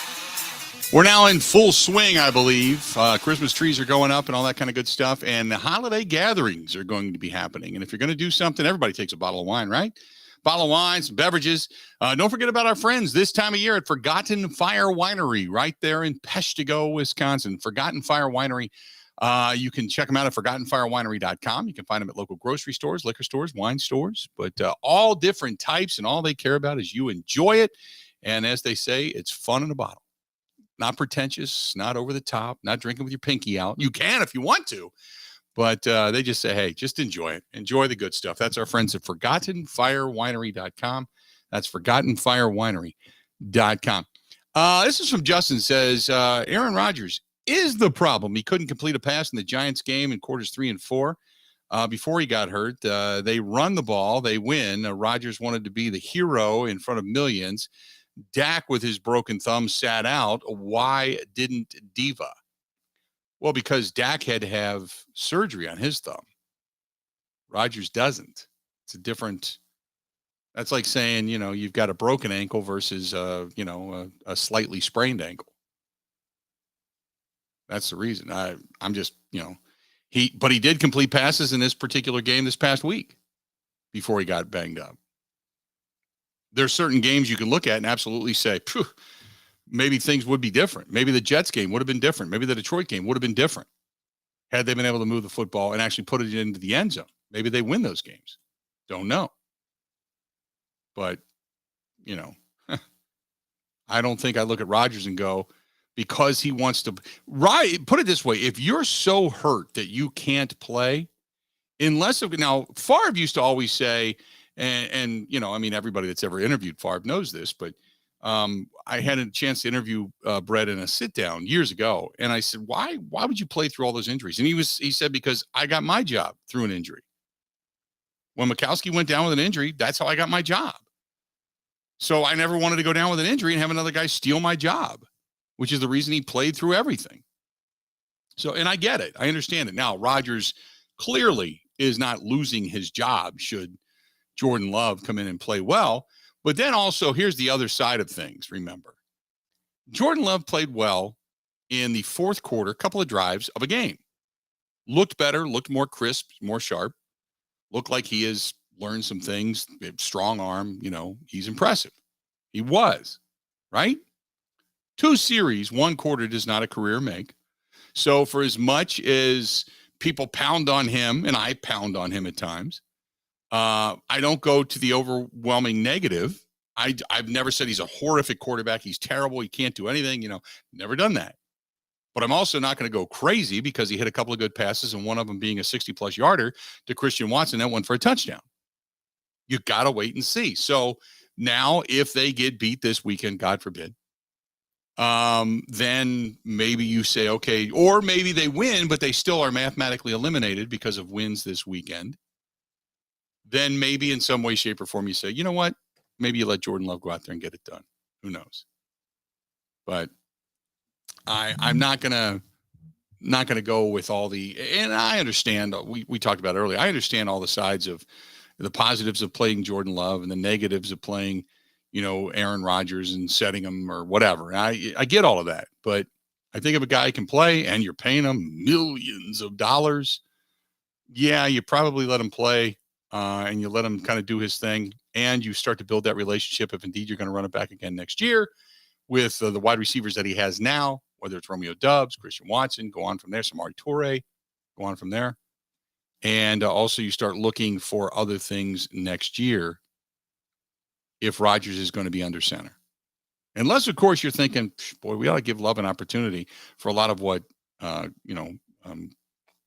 Reichel said, because if he plays really, really, really well, and like he said, goes out and throws 12 touchdowns, only 2 interceptions, suddenly you could be talking about getting a first, second, third round pick for this guy, depending on what you maybe can get out of him, if you decide to also go in that direction. So a lot of things to think about. Bill, I'm admittedly quite naive when it comes to all of this. Okay. And I have a closed mind about many things. I feel like the big downside to starting Love is he might actually win football games. Then you get a worse draft pick. Well, that's a thought. He's given away things are trending. Yeah. Like, how many more wins are on the schedule? And maybe Chicago is a win, but just in general, with what we've seen from this team, what if Love provides a spark and plays them out of a top 5 pick? Mm-hmm. Which I would be in favor of, because that means he's good. That would mean he's good, and maybe you get an additional pick along the way if you decide to trade him away. Otherwise, you can have predetermined wink, wink, nod, nod trade talks and trade Aaron Rodgers after June 1st and maybe get, stuff out of him. I mean, who knows? Who knows what you could end up getting? Not that you're going to get anything for him this coming draft, but, and I'll be honest, and I go back to it time and again. I know this whole thing about, God, how many picks can you get for this guy? This is great. But you got to make the picks count. You just got to make the picks count. So don't you think the worst case scenario is not Jordan Love being bad, but it's him being a Hall of Fame quarterback for another team? Where if he's really good and you trade him for a 1, but then he turns into Justin Herbert as a perennial top 5 quarterback. Isn't that the worst case scenario? More so than him just turning out to not be good? Absolutely. Here's the other thing. And this is from Mark, who said, oh, by the way, let's get another 3rd round draft choice. We didn't even talk or really discuss the Sean Ryan suspension. It's like it's like the 3rd round draft choices have just been the abyss just traded away. Sean Ryan, 3rd round draft choice, offensive lineman for the Green Bay Packers, gets suspended for PEDs. Amari Rodgers, 3rd round draft choice, gone. Josiah DeGuara, yawn. Jay Sternberger, gone. Oren Burks, gone. He's a 3rd rounder. Montravius Adams, just Kyler Fackrell, come on. Ty Montgomery, okay. Kyrie Thornton, Richard Rodgers. These are all 3rd round draft choices that I'm rolling through the names of. Alex Green. Morgan Burnett was probably one that stuck. That was a pretty decent 3rd round draft choice. After that, the next best one, we talked about this, James Jones and Jermichael Finley, back-to-back years. Don't forget, Aaron Rouse was also a 3rd round draft choice. Back-to-back years, James Jones and Jermichael Finley. After that, Abdul Hodge, Joey Thomas, Donnell Washington, Kenny Peterson, Marcus Anderson, Bao Ju. Just give it away. In 23 years, you've hit on 3 guys. 2 really, but 3 if you want to go with Morgan Burnett and the extension he received. But just come on, man. So just give it away. Don't even, this whole thing about we got to get draft choices. Only if you got a good talent evaluator and talent scouting system around it. Because right now, it's looking pretty, and if I could use some vulgar language, I would, but it's looking pretty bad. Some of the drafts that happened in recent years. Not a whole lot of stockpiling of talent, if you will. I'd rather have veterans at this point, or people that are on the first year of their deal that are actually looking pretty good. 877-867-1670. If you want to find us, please do so. When we come back, you're going to hear from the new head coach of the Wisconsin Badgers, Luke Fickell, next in the Bill Michaels Show. Coming up. This is the Bill Michaels Show on the Wisconsin Sports Zone Radio Network.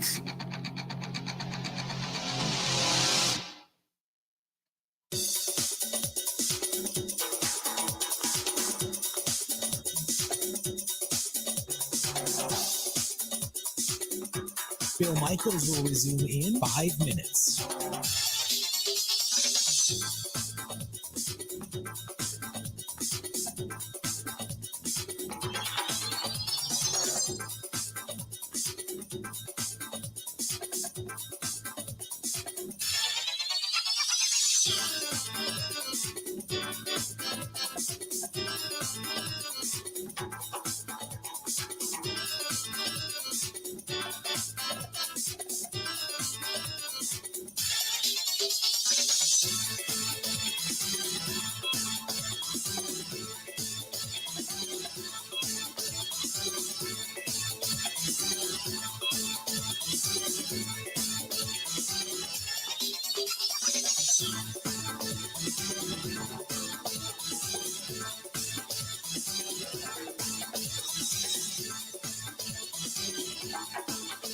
Bill Michaels will resume in 4 minutes.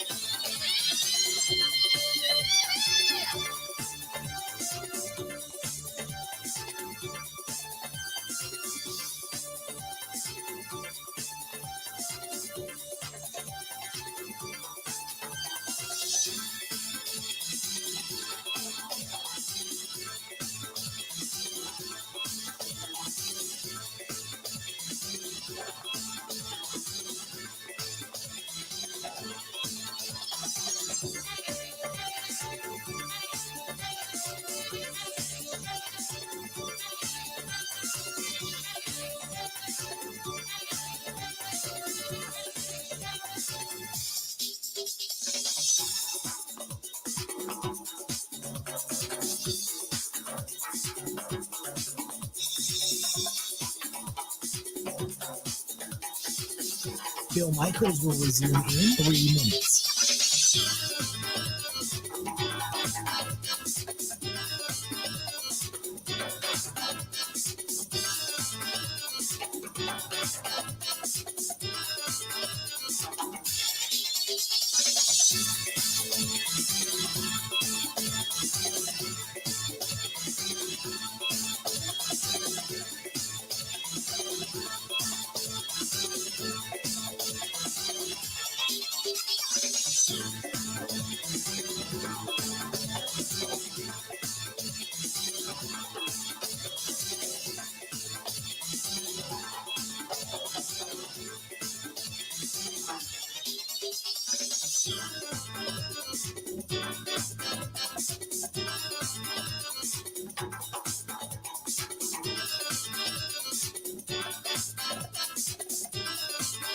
Bill Michaels will resume in 2 minutes.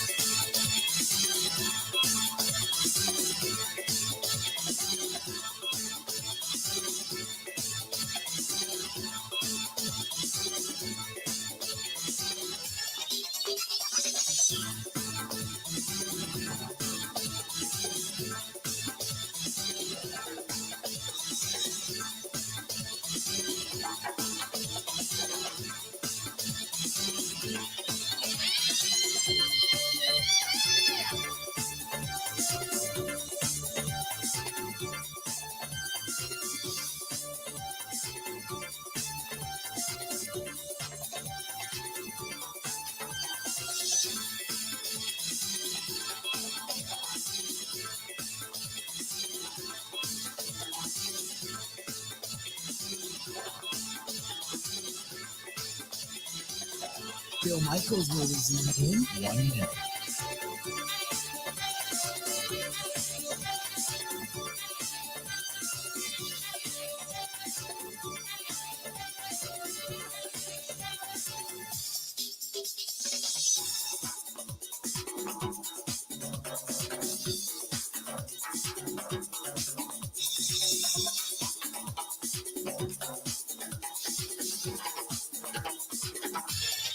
Bill Michaels will resume in 30 seconds.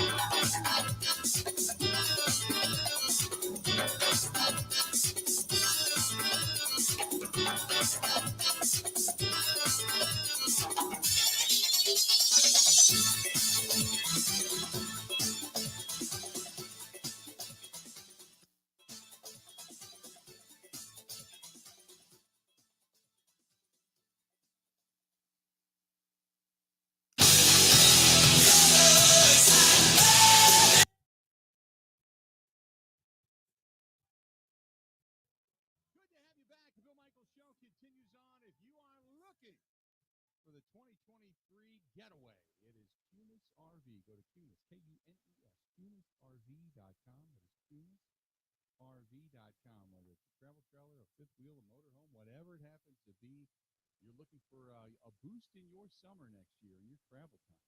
That is Kunis. Go to Kunis, Kunes, KunisRV.com. I go to the one down in Elkhorn. But hey, if you got something else around you, because they're all over the state of Wisconsin beyond the border, man, stop in. They got some great deals going on right now. Maybe you're just saying, you know what, I don't want this thing next year. Maybe you want to get rid of yours. They do consignment as well. Stop in and check it out. That's Kunis, Kunes, KunisRV.com. Or if you've got somebody in your life that loves camping, loves to go RVing, loves the outdoors, they have all kinds of accessories, of outdoor accessories in their showrooms as well. So stop in and check it out. Go to Kunis, Kunes, KunisRV.com. By the way, big news coming out of the Packers camp today. Being reported, Dean Lowry has restructured his contract. There you go. Dean Lowry restructured his contract, giving the Packers about $1.1 million of cap space still this season, and restructured some of his deals. Slap my ass with a grilled cheese sandwich. That'll right there. That'll make your day. That'll tickle your funny bone if that happens. Just an FYI. All right. So there we have it. Luke Fickell yesterday ends up, finally meeting the media. Big display. They had him walking through the tunnel and had all the stuff on the video board, and had a select grouping of media and friends and family and all that kind of stuff. So he talked about the question is, how are you going to handle the whole Jim Leonhard thing? And Fickell said, look, I'm excited to see what Jim Leonhard wants to do. I think that's where it really comes down to what's in your heart, what's in your mind. And, he'll know what's best for him. He'll know what's best for this program and his team. And, I'm excited to just find out what he thinks. Ben, now the report that came in the paper that was out there for a brief second was Jim Leonhard kind of said, I don't know if I want to be a head coach because of the time consumption. And I've got 3 young kids. I want to spend time with my family. I don't know if I have it in me to be the head coach. Now you hear, Fickell basically say, look, whatever Jim wants to do, he's open to that. Give me your thoughts on keeping Jim Leonhard, or what's going on right now inside the walls of Camp Randall, we'll say, to what Jim Leonhard may or may not do, or what the dynamic is there. I can't imagine it feels like a weird dynamic where I still think that Leonhard really wanted the job. I'm not really in the camp thinking that he passed it off. I think he was passed over for Fickell. So I'm sure it's weird. Evan Flood of 24/7 did report yesterday that Leonhard has not met with the team yet. So I think he's still processing all of it and talking with Fickell. The thing is, they run different defenses. So I wonder what Fickell will want to do scheme-wise, and whether he'll want to bring some of his Cincinnati guys over, because they kind of are built around the same concept. But Luke Fickell runs a 3-3-5. Leonhard runs a 3-4. So there are differences there. Mm-hmm. If Leonhard stays, massive news. Obviously, one of the best coaches in the country. Maybe as important, all the players that might leave, all the good ones that figure to be part of the future, right, they might stay if Leonhard also stays. I don't see it happening, honestly. Fickell then went on to expound a little bit on what he told Leonhard during their meeting. I think a lot of soul searching. When I left Jim the other night, I just said, hey, I think you got a lot of things to think about. You gotta really kind of in your mind figure out where you want to be in 5 years and where you want to be in 10 years. If you can figure out and say where you want to be in 5 years and where you want to be in 10 years, it's going to help you a lot better to figure out where you want to be next year. That's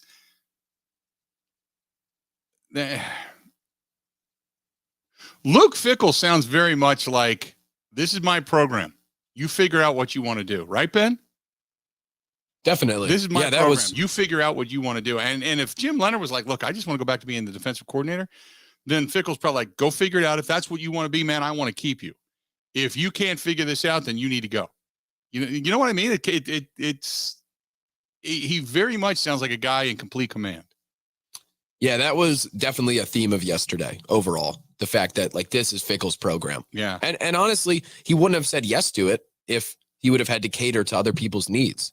Like that big time hire happens because he's given all the keys, right, and all the controls. And it certainly sounds like McIntosh has not said you got to keep Jim Leonhard.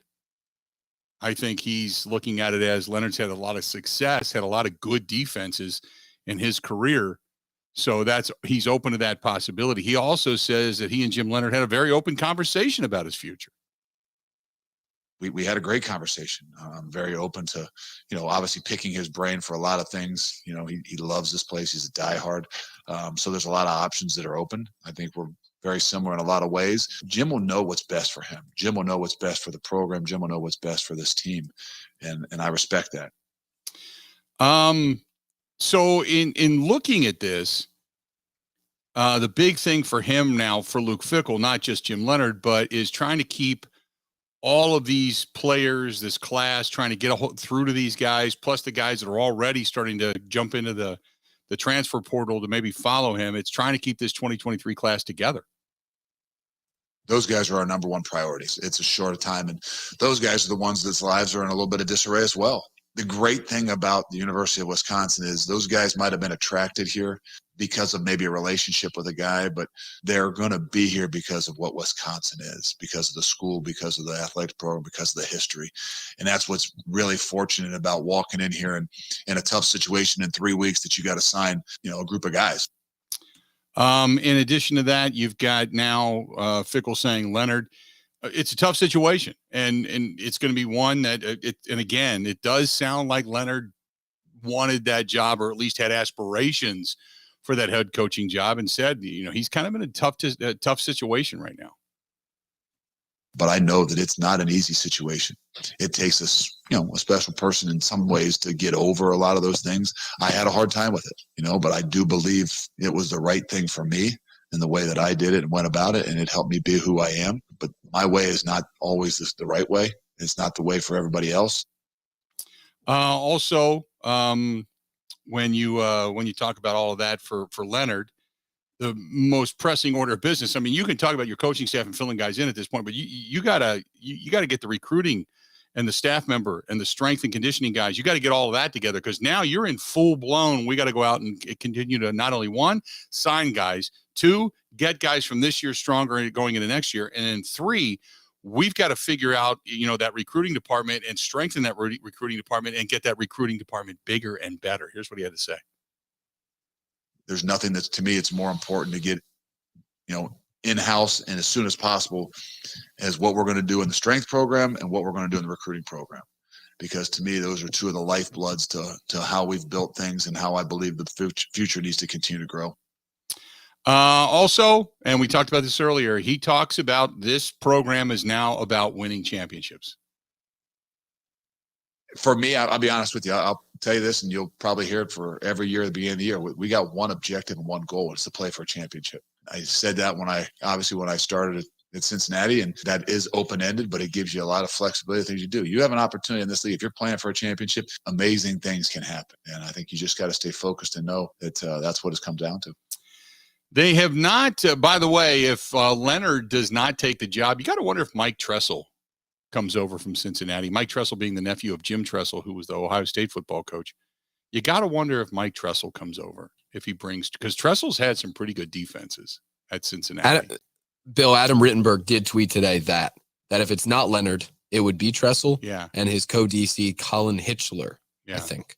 Yeah, I would have assumed that, because they've had a lot of success, defensively speaking, at Cincinnati.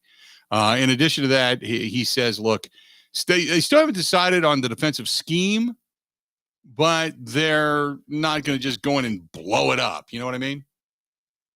We'll evaluate, we'll assess, and we'll definitely be a group that can go multiple in different ways. But what they have done has been done a phenomenal job, and we would be out of our minds to think that you come in and just completely scrap and change something, just like a culture, just like an environment. I mean, they've done an unbelievable job at what's been created here, and what our job is to do is to come in here, adapt, adjust, enhance what it is that we've got, and we'll do that. Here's the other thing. This is kind of that, when the last cut from Fickell is that respect shot, because they're not going to scrap it, because, and this being more of a compliment to what Jim Leonhard has done, because it's worked in the past.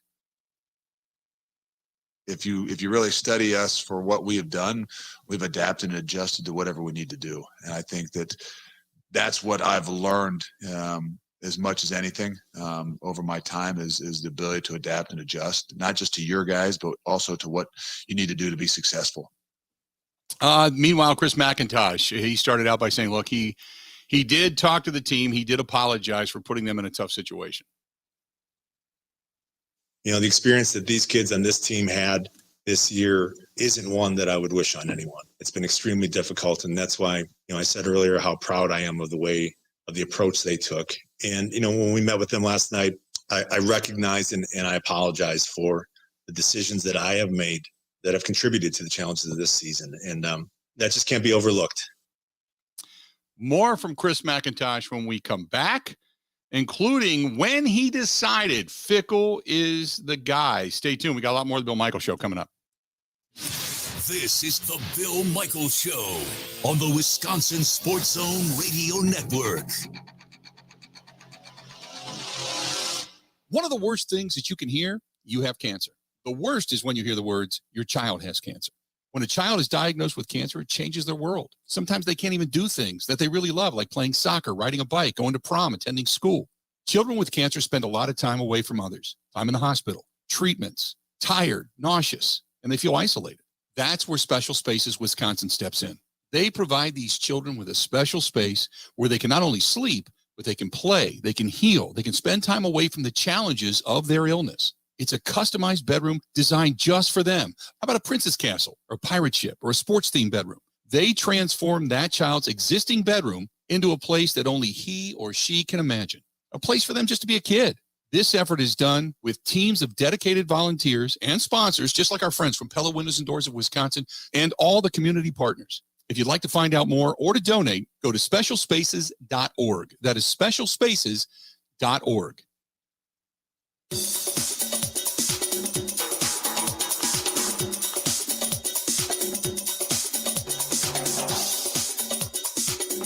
Bill Michaels will resume in 3 minutes.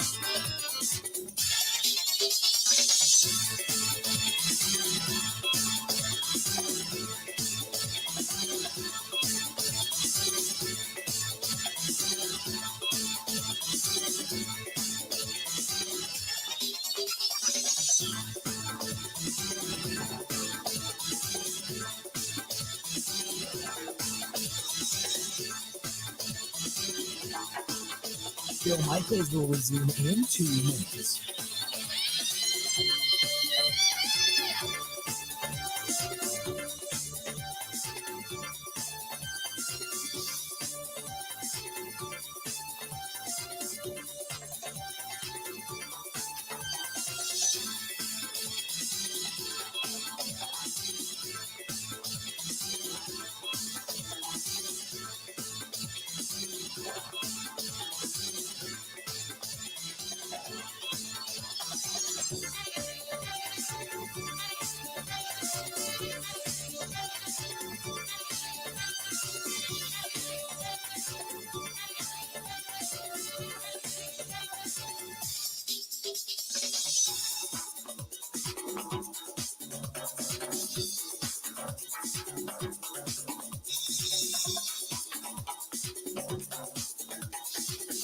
Bill Michaels will resume in 1 minute.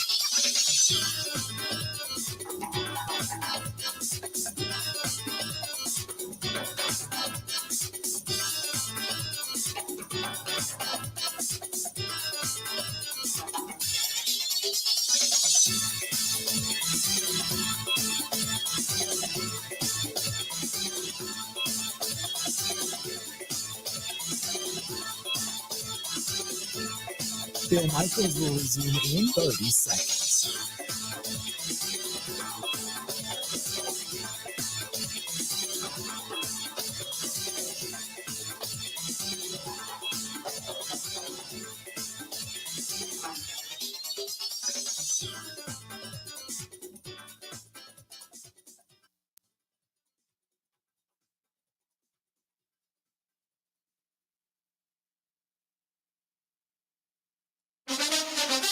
Now, in Green Bay, here's Mike Clemens. The Packers reviewing their 40-33 loss to the Philadelphia Eagles. Head coach Matt LaFleur said the coaches graded out the Packers defense as missing at least 20 tackles as the Eagles rolled up 500 yards total offense. LaFleur says he has no plans for now on making any changes at defensive coordinator. By no means am I excusing the way we played. I mean, you can't give up that many rushing yards and that many points. Are there things that I think we could do schematically to help put our players in better position? Absolutely. Are there things that we have to execute better? Absolutely. A bright spot for the Packers was Jordan Love coming off the bench and leading Green Bay on 2 scoring drives late in the fourth quarter, including that touchdown pass over the middle to Christian Watson that went for 63 yards. Watson on how Love was in the huddle. I think he was calm, cool, and collective. I feel like he came in like he had been, had been doing it all season. I think he came in and gave us the opportunity we needed. It may sound cliche, but I'm passionate about competing. I'm passionate about winning football games. I'm passionate about football in general. So, if we're not winning, everything else is it doesn't matter. The Packers play the Bears in Chicago Sunday, where Justin Fields sat out Sunday's game at the Jets with that injured left shoulder. Backup quarterback Trevor Siemian on the loss of the Bears' best receiver, Darnell Mooney, to a season-ending ankle injury that will require surgery. Yeah, it stinks. As a player, terrible. If you've spent any time with Darnell, he's one of the best dudes in the locker room. So that's the part of the game that stinks, right? But he's a strong dude. Guys like that, when anybody gets hurt, but especially Darnell, it's tough to see. That's Bears backup quarterback Trevor Siemian. In Green Bay, I'm Mike Clemens. On the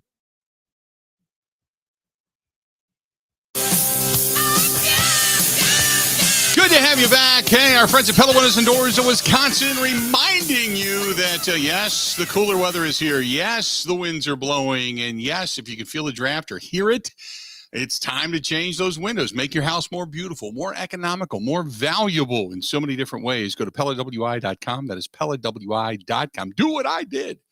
That is going to PellaWI.com. And it's funny, I got some people coming to the house here in a couple weeks.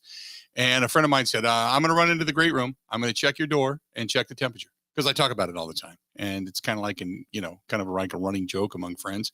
So they do. They come into the house and they check it. And they're like, oh, sure enough. So I welcome it. Welcome it. But you can too. You can get your house more economical, more beautiful. You can change the interior. You can keep the interior the same, the exterior, whatever it happens to be. The hardware, the roll screens, the innovation, everything Pella Windows and Doors has to offer, including 2 years. No money down, no interest, no payments. That's the best part about it. Go to PellaWI.com. That's PellaWI.com or call them 855 Pella WI 855 Pella WI. Coming up here after the top of the hour, our buddy Zach Heilprin's going to be in studio. Real quick, I want you to hear this because Chris McIntosh, when he was addressing the media yesterday, one of the things that he stated was, because everybody wanted to know, when did you decide that Luke Fickell was the guy? Here's what he had to say when he talked about deciding on Luke Fickell. Was last week in which, I had a chance to fully evaluate the candidates that were in consideration, including Jimmy. We sat down with Jimmy Monday afternoon for a few hours and got a sense for what his vision was for this program. And it was after that I was forced with, making a really tough but important decision. And it was at that time that I realized Luke was the guy. Interesting. So, he doesn't expound upon the conversation with Jim Leonard. He just said after talking with Jimmy on Monday, that this was what I decided. This is, last week, what I decided. So it doesn't sound like, Ben, the outcome of Paul Bunyan's acts had really anything to do with it. No, and I would hope that it didn't, given the team that Leonard was coaching, right, and its flaws and maybe whose fault those flaws were. It really seems like a situation where Fickell was the really hot girl and you didn't know if they needed a date to the prom. And then at the end, it turns out they did. Mm-hmm. Because if Cincinnati beat Tulane 2 weeks ago, they would be in the American Championship. Right. And then Fickell would not be leaving his team before that. That's what happened last year with Notre Dame and with the playoff. Well, so that the fact just they did, lost. Though. But if he was in the championship this week, maybe that decision holds off for a week. Or he leaves, but he was in a playoff. He was one of the Final Four last year when Notre Dame came calling, who wanted an answer right now. You know what I mean? Yes, I don't think you could have put off the decision another week, given everything that needs to happen before December 4th. Because once December 4th comes, early signing period starts, portal stuff starts. There's now a window. It's December 4th for another 30-something days. Well, here's the other thing, though. That's when... If they're only playing for the American Championship, do you think that Luke Fickell says, you know what, I'm going to go ahead and leave? I don't think so. And it's not as big as the playoff. However, I think he's shown us a propensity to stay for those games. Coming up next, I'm going to talk with Zach Heilprin, sports director at the Zone in Madison, front and present. A lot to talk about when you talk about this Wisconsin Badger football program. We'll pick his brain, get his thoughts on this coming up. 2 hours down, 2 hours yet to go. Stay tuned. We got a whole lot more of this portion of the program brought to you by our friends at Burn Pit Barbecue. Burn Pit BBQ. Oh, boy, you got a barbecue lover in your Christmas list. Oh, my goodness. Go to burnpitsbbq.com. That is burnpitbbq.com. You will not go wrong, and you will thank me. No doubt about it. They're not employee-owned, veteran-owned, and right here in the state of Wisconsin. Burnpitbbq.com. More of the Bill Michaels Show next.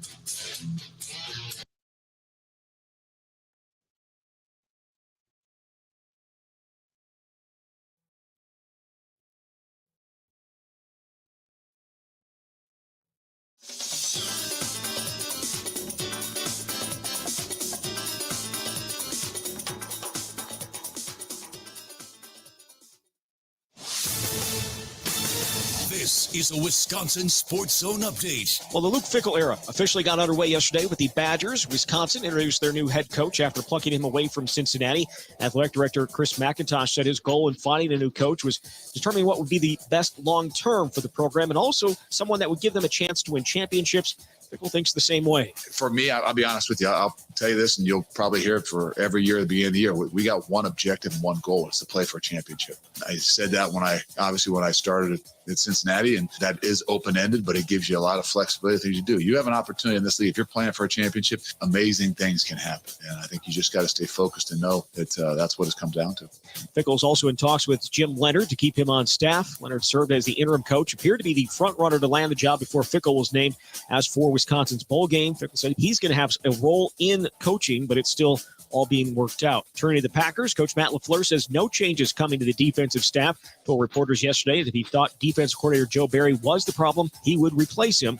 He said that is not the case. It's more than just one thing impacting their ability to win games. As for Aaron Rodgers, LaFleur said he will start Sunday against the Bears if cleared medically. Want to save even more at Fleet Farm? Well, now you can with Fleet Rewards. It's free to sign up, and there's no credit card required. Using Fleet Rewards is easy. Earn points every time you shop. Plus, get exclusive member offers, birthday and anniversary perks, free tire rotations, and more. Download the Fleet Farm app or create an account at fleetfarm.com/rewards to start earning points today. Fleet Farm, proudly serving the Midwest since 1955. Well, Wisconsin going to take on Wake Forest tonight in the Big Ten ACC Challenge. Badgers come in 5-1 on the year. Tip is at 8. And the Bucs going to make their way to New York today. They'll face the Knicks there tomorrow. With this Wisconsin Sports Zone Network update, I'm Zach Heilprin.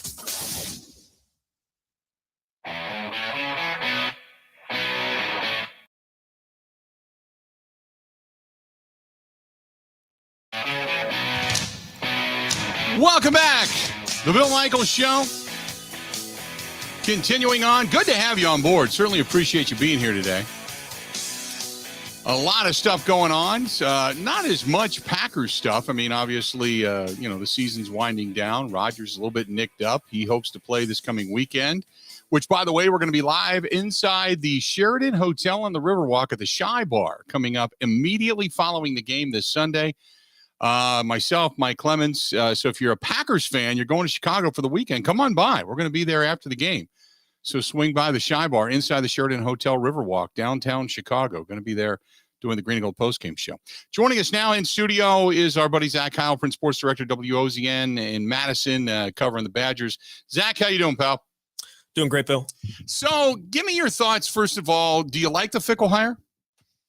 Yeah, I think it's a home run hire. I know that's what everyone's saying. It's kind of hard to try and pick it apart, though. I mean, he's had success at Cincinnati rebuilding that program after Tommy Tuberville put it into the dumps, and it was really, really impressive what he's been able to do there.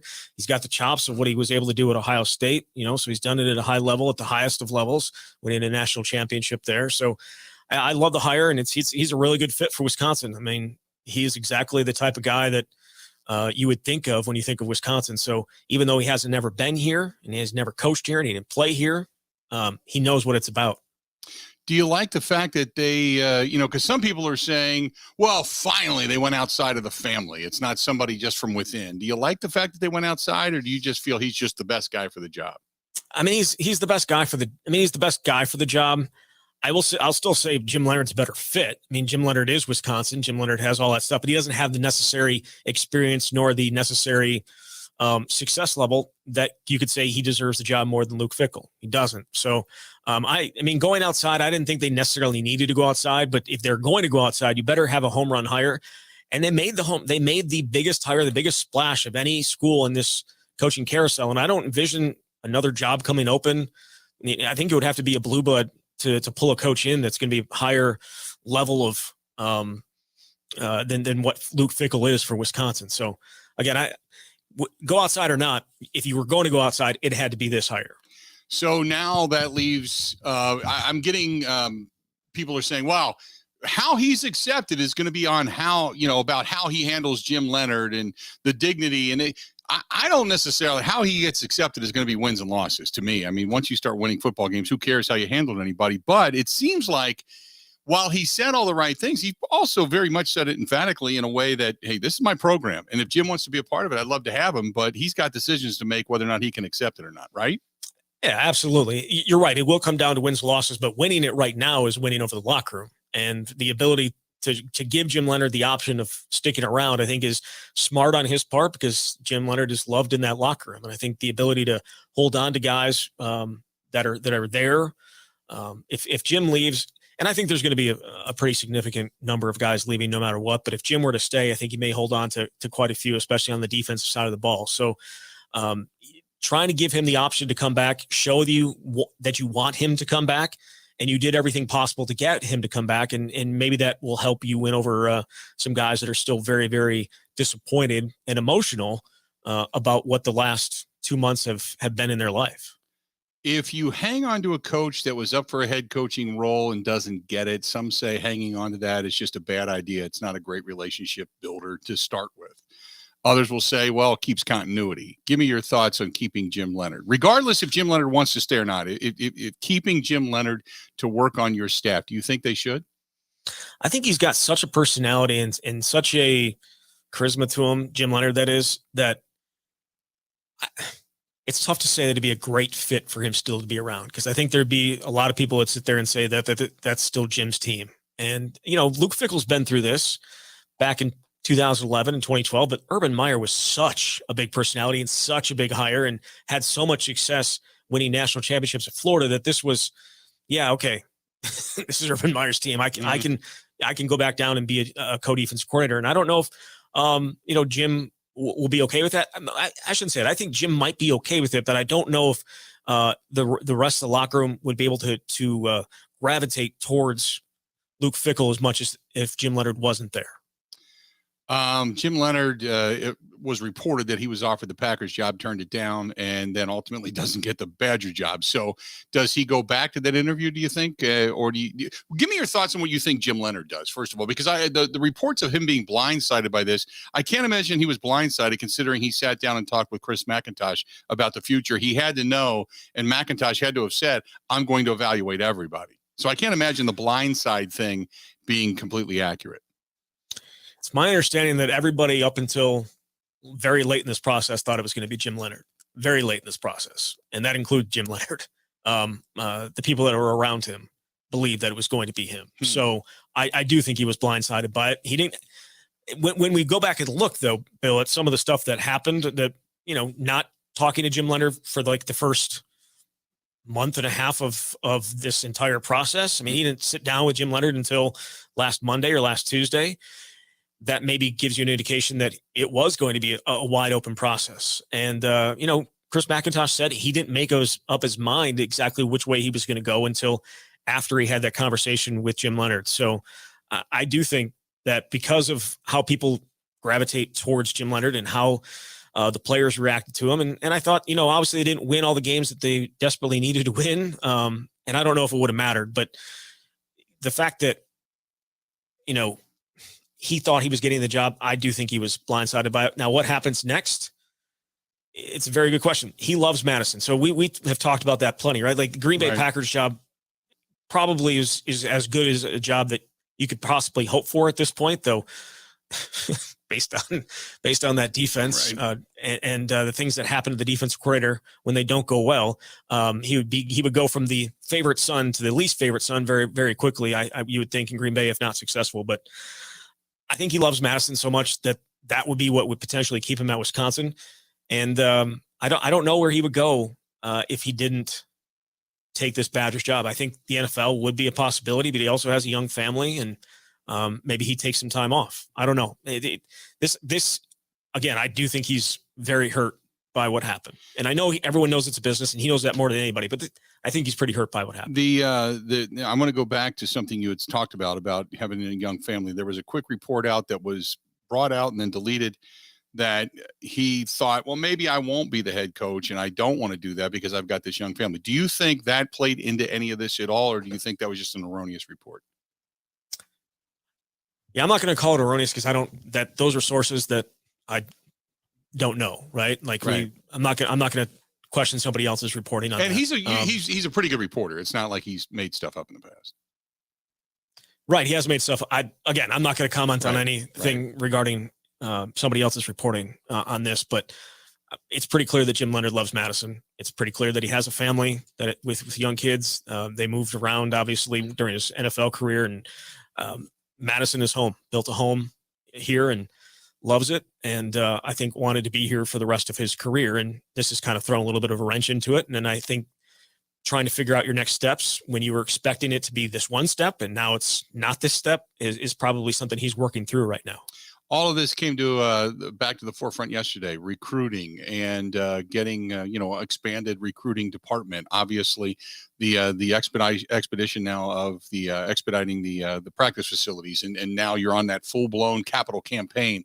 It seems like, okay, you got that ball rolling now with, like you called it, the home run pick and that big pick. So now does this, I don't know how to put this, I guess, does this put Wisconsin via the portal map, the recruiting map? Does this kind of elevate things? I don't want to say all of a sudden just puts them on the map because they've already been on the map, but does this elevate things with the Luke Fickell hire in all of those different areas? I think the one thing that signals their commitment to football and to playing on a higher level is the money that they gave Luke Fickell. And again, there's been people that will sit here and say, oh yeah, it's still only like 4th or 5th in the Big Ten. It's also $2.5 million more per year than Paul Kurtz was making. Mm-hmm. It's a significant commitment to what you need to do in college football to succeed. And Luke Fickell's just the first part of it. There's going to be an increase, I think, in the money that you're giving to 2 assistants and the money that's being given to the strength staff and more money thrown into recruiting. And again, that money doesn't guarantee anything, but it allows you to compete. And Wisconsin has been, I don't want to say playing with their hands behind their back because they haven't. They've been able to do a great job with the resources that they have. And now they're just kicking it up another notch. And I think that's what this says more than anything. I don't know if it's going to work, but they're putting the effort into it. They see which way this is going and they're ponying up for it. And the contract for Luke Fickell shows it more than anything. There's people have been complaining about coaching salaries since Brett Bielema left and probably even before that. And there's just no complaining that you can have at this point. They've showed their hand and they're willing to play on this level, and facility is a big part of that. And you have a new $300 million facility, likely, I assume, if they make it through the legislature, coming very, very soon. I think Luke Fickell probably saw the commitment and was guaranteed that this was the way it was going to be. And that's why he thinks he might have a chance to win big here. Now, that's my next question. When you talk about the money they gave the head coach, this has traditionally been in the bottom third of coaching, the bottom third of assistant coaches, the bottom third with facilities. There's a bottom third when it comes to recruiting and the recruiting office and such. All of those, you would assume they're going to be substantial increases. And let's be honest, with the new money that's coming in, they're not hurting for money. It's, you know, I know the argument is you're talking about a state-funded school and state programs and such, but with the money coming in, there's no reason not to be in the upper echelon, especially with the prominence that Wisconsin has had of all of those categories when it comes to spending, right? Yeah, I completely agree. I mean, you just saw what they did with the renovation of Camp Randall in the new South end zone. That was the first time I had been in there. It's amazing. Yeah. It's a great venue, and it's a great site to be able to hold stuff in. And I think it's just small little things like that. And it's not even small. That was a pretty big project, but it's all building on top of each other to show that Wisconsin knows what it needs to take to compete in this environment. And I do think that there's going to be increases in all those areas that you mentioned, and they're necessary increases. Ben, I know Ben is not a belief that they can recruit at the highest levels like with Michigan and Ohio State, and that's probably still accurate, but they need to compete with some of the other schools to keep them in that third, fourth, fifth level in the Big Ten, and then going out and get those guys to improve throughout their entire career, just like Wisconsin's always done. They're still at a little bit of a disadvantage recruiting-wise because of the lack of talent routinely here in the state. The talent in the state is getting better, but it's still not in the level of Ohio or Pennsylvania or any of those places. But I do think this money and the ability to throw your weight around, I think, in that environment is kind of what we've seen Wisconsin do. Talking with Zach Howard for WOZN out in Madison, covering the Badgers, sports director out there. The other aspect of this is when you sit down and start to talk with Chris McIntosh, if you're Luke Fickell. And I would love to know, when did McIntosh interview Luke Fickell? Did they say that? So I asked Chris McIntosh like a little bit of a timeline question. When did he decide that Luke Fickell was the guy? And he didn't decide until after he talked to Jim Leonard last week. But I know that there's other reports out there. I believe the Wisconsin State Journal reported that his wife came in and was looking around last month and trying to get a feel for it. So I think he's had a number of talks with Luke Fickell over the course of the last, probably since early October, of exactly and building that relationship and figuring out exactly how it goes. Trying to get a timeline out of Chris McIntosh wasn't easy, and the same thing kind of goes for Luke Fickell, because it looks really, really bad if Luke Fickell's talking to other teams in the middle of his own season. Mm-hmm. So I think he was kind of trying to keep that under wraps, but it's clear that they had many talks over the last month and a half to build that relationship and see that they view things a lot, very much the same way in how a program should be run, and the success Wisconsin, they think, can have together, they think they can have here. Well, if that's the case, I mean, I get it. You don't want to look like you were planning an exit when you're still trying to tell guys, hey, rah, here we go, and I've got your back. So I understand that on Fickell's behalf. And McIntosh, certainly it does him due diligence to say, hey, I have to cast a wide net once I decided Paul Chryst was no longer going to be the guy. So I understand that too. But kudos behind the scenes and swimming below the surface, kudos to McIntosh for starting that relationship to say, hey, there's a couple of guys that I'm targeting, and Fickell's probably on the top of my list. And kudos to him for going out. And if that's all what happened, kudos to him for building the relationship. Yeah, I think I don't know if you remember this, Bill, but when Gary Anderson left, Barry Alvarez was asked if he was going to use a search committee. And, he goes, why would I use a search committee? Most search committees use me, type of thing. Right. Chris McIntosh did not do that. He did use a search committee, and it allows you a lot of backdoor ability to connect with people without it getting out and without it, hitting people's social media and all that good stuff. So I think that there was a little bit of that and the ability to keep it under wraps as long as they did. I know that there were reports out of Cincinnati. The Athletic reported that a couple weeks ago, Cincinnati was starting to understand that Fickell was being targeted by Wisconsin and Nebraska. And they tried to do some things to keep him, but it was just the job was just apparently too much to give up. Do you think that the fact that Luke Fickell and his recruiting background in the upper Midwest, specifically in that football belt, as they put it, Ohio, Pennsylvania, Indiana, Kentucky, Michigan, all through that area, do you think that had something to do with this? Yeah, because it's understanding where you are and who you are. When you went and plucked Gary Anderson out of the West Coast and tried to put him in the Midwest, it wasn't going to work. Some of the guys that he wanted to recruit, it just wasn't going to work. And with Luke Fickell, he knows, obviously, the Big Ten footprint, being a player and being a coach there for so long, not, and still being in Cincinnati, being in Ohio, knowing exactly what has happened at Wisconsin over the last 25 years and understanding what works. But yeah, the recruiting aspect of it, he said we're going to be in a 300-mile radius of Madison. That's going to be the core. And so it's Minnesota, it's Illinois, it's Iowa, it's Michigan, it's parts of Indiana. But he's also going to get into Ohio. He's going to be in Pennsylvania. He's going to be in a whole bunch of different places in the country.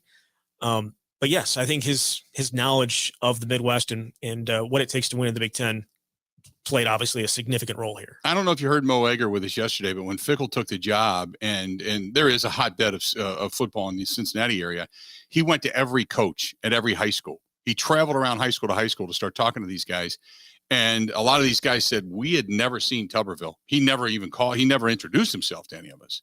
And which he's was a disaster. Yeah, he's a disaster, which was amazing. But Fickell, I mean, he really grabbed his arms around it and owned it. So that area he's already got because he's got those relationships. But you're right. I have a feeling that a lot of coaches in this area, in this region, Iowa, Minnesota, Wisconsin, Illinois, they're all going to get visits at some point relatively soon. Because he said the same thing in Cincinnati. I'm going to put a 300-mile radius around this area and keep all the best players.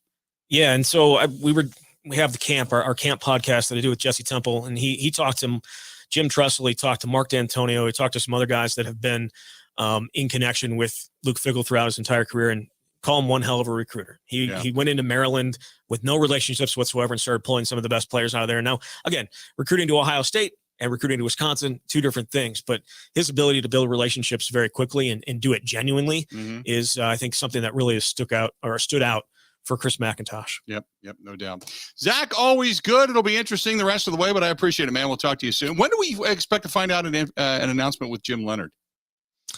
So they're meeting again tomorrow. I think we'll probably have a resolution pretty quickly. Okay. All right. And they have not, as far as we know, accepted anything regarding bowl bids just yet, right? Nope. That'll be coming after the College Football Playoff announcement on Sunday. And it's looking like potentially Phoenix, or New York. So we'll see. Okay. New York would be kind of a fun trip. Phoenix would too. I mean, the Pinstripe Bowl, it's at Yankee Stadium, Bill. Right. In New York, and the press box there is an open air press box. So I went there in 2018. I could deal without, but hey, I'm not ever gonna turn down a free trip. But you're still sitting in a nice seat, and you're still sitting in an area that's got at least some warm blowing through it, as opposed to sitting out in the stand. So yep. Good stuff. All right, buddy. We'll talk to you soon. Thanks. Sounds good, Bill. Thanks. There you go. Zach Heilprin, sports director, WOZN out in Madison, covering the Badgers, and good stuff from Zach. So that's all of your load of Luke Fickell and Wisconsin Badger football information for the day. There you have it. 877-867-1670, 877-867-1670. If you want to hit us up, feel free to go ahead and do so. This portion of the program brought to you by our friends over there, Wisconsin Harley-Davidson. If you've got a Harley lover, a motorcycle rider on your wish list and Christmas card list and Christmas list for gifts, there is no better place, whether it's a gift card, whether it's a shirt, whether it's a jacket, whether it's a helmet, boots, just knickknacks for around the house, anything HD and everything HD, or just some other crafts and such that they carry. Go to Wisconsin Harley-Davidson, wishd.com, but right there on Highway 67 in Oconomowoc, they even carry like local crafts, knickknack stuff, candles and all that kind of stuff. I was just out there not that long ago and picked up a couple of them, as a matter of fact, from a local candle maker in the area who really good stuff. I'm into the maple scented candles and the vanillas and the cookies and stuff, but they have that too. So stop out for all kinds of different stuff. And they've got a giant clearance room on site. That's Wisconsin Harley-Davidson. Go to wishd.com in Oconomowoc between Milwaukee and Madison. You can't go wrong. Wisconsin Harley-Davidson, wishd.com. Covering Wisconsin sports like a blanket. This is the Bill Michaels Show on the Wisconsin Sports Zone Radio Network.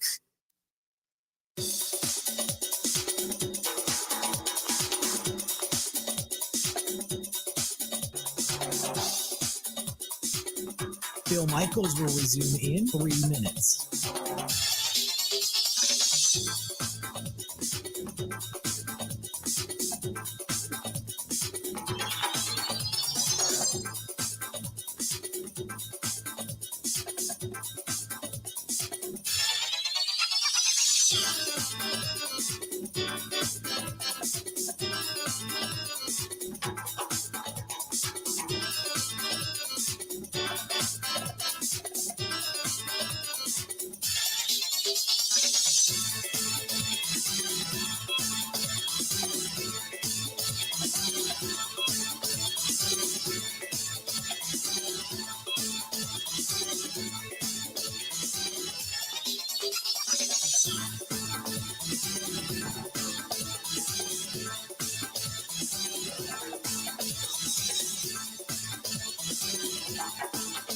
Bill Michaels will resume in 2 minutes.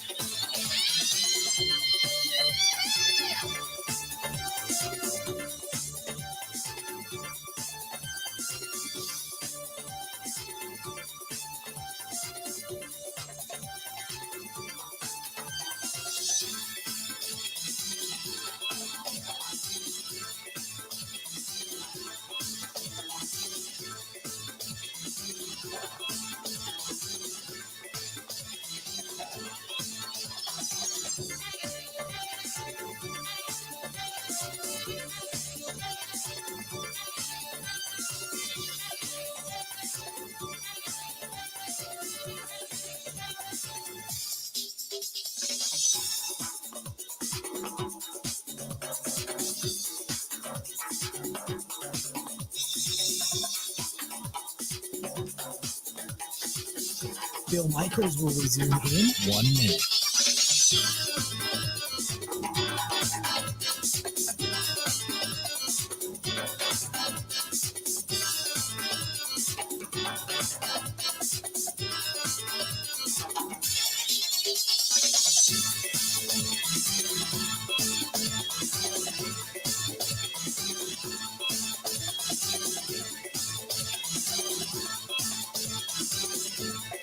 Bill Michaels will resume in 30 seconds.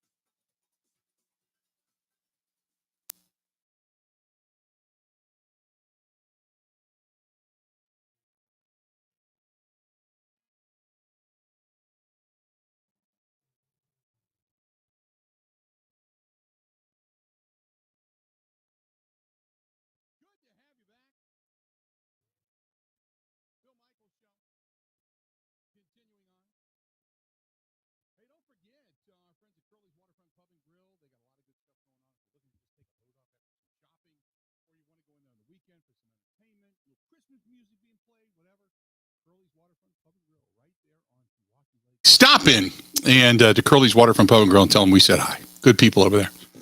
Good stuff. Hey, by the way, Aaron Rodgers on the Pat McAfee Show talked about getting good news via the scan. Take a listen. Well, we're not eliminated. I got good news with the scans yesterday, so I plan on playing this week. There you go. Short, simple, sweet. Aaron Rodgers playing this week. No doubt about it. No doubt about it. So he's going to be back this week. And, yeah, you know what? I own you. I want to see if it happens. Ben, do you think – let me ask you this. I'll go right here. Do the Packers win this weekend? Does Justin Fields play? As of right now, no. If he does not play, the Packers win. If he does, I could see the Bears winning. If he does, you're saying it's a toss-up?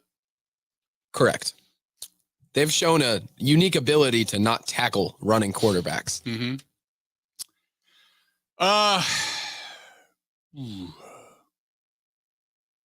Yeah, I got to wait to make my pick on that thing.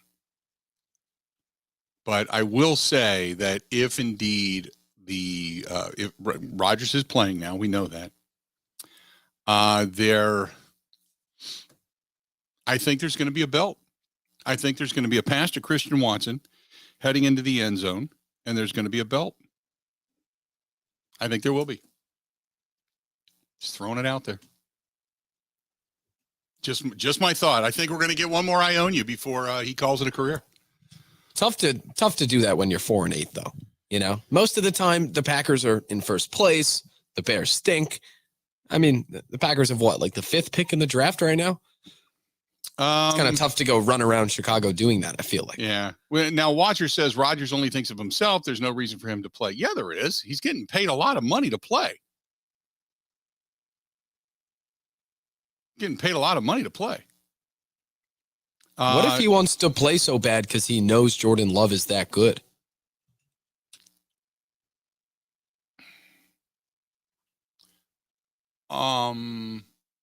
I guess my question would be, if he knows Jordan Love's that good, then what is there to lose? What would he be losing? I don't know. His job, in theory. Well, first of all, he's at the end of his career. And if he does lose his job, the worst that can happen to him is he gets traded away. You know what I mean? Because the Packers, if they trade him away, they're not going to have a lot of success for at least a year, maybe 2. So he knows that it's not like Jordan Love's going to come out and light it up and break all these records and go win championships without him, because he's probably going to do it anyway, if indeed they keep him, because Rodgers only has 2 years left on his deal.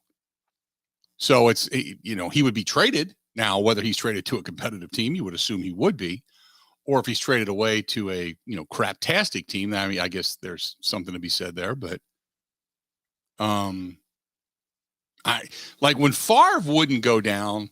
Favre knew that, Favre was at the end of his career, but he knew, Favre was still had a little bit of retention left in him, but he knew that Aaron Rodgers was not only going to take over his job, but he was going to light it up and he could get traded anywhere. So Favre at the end of his career said, well, maybe I'll retire. And then that put him into that. They got tired of waiting for him to make a decision and they kind of forced him out.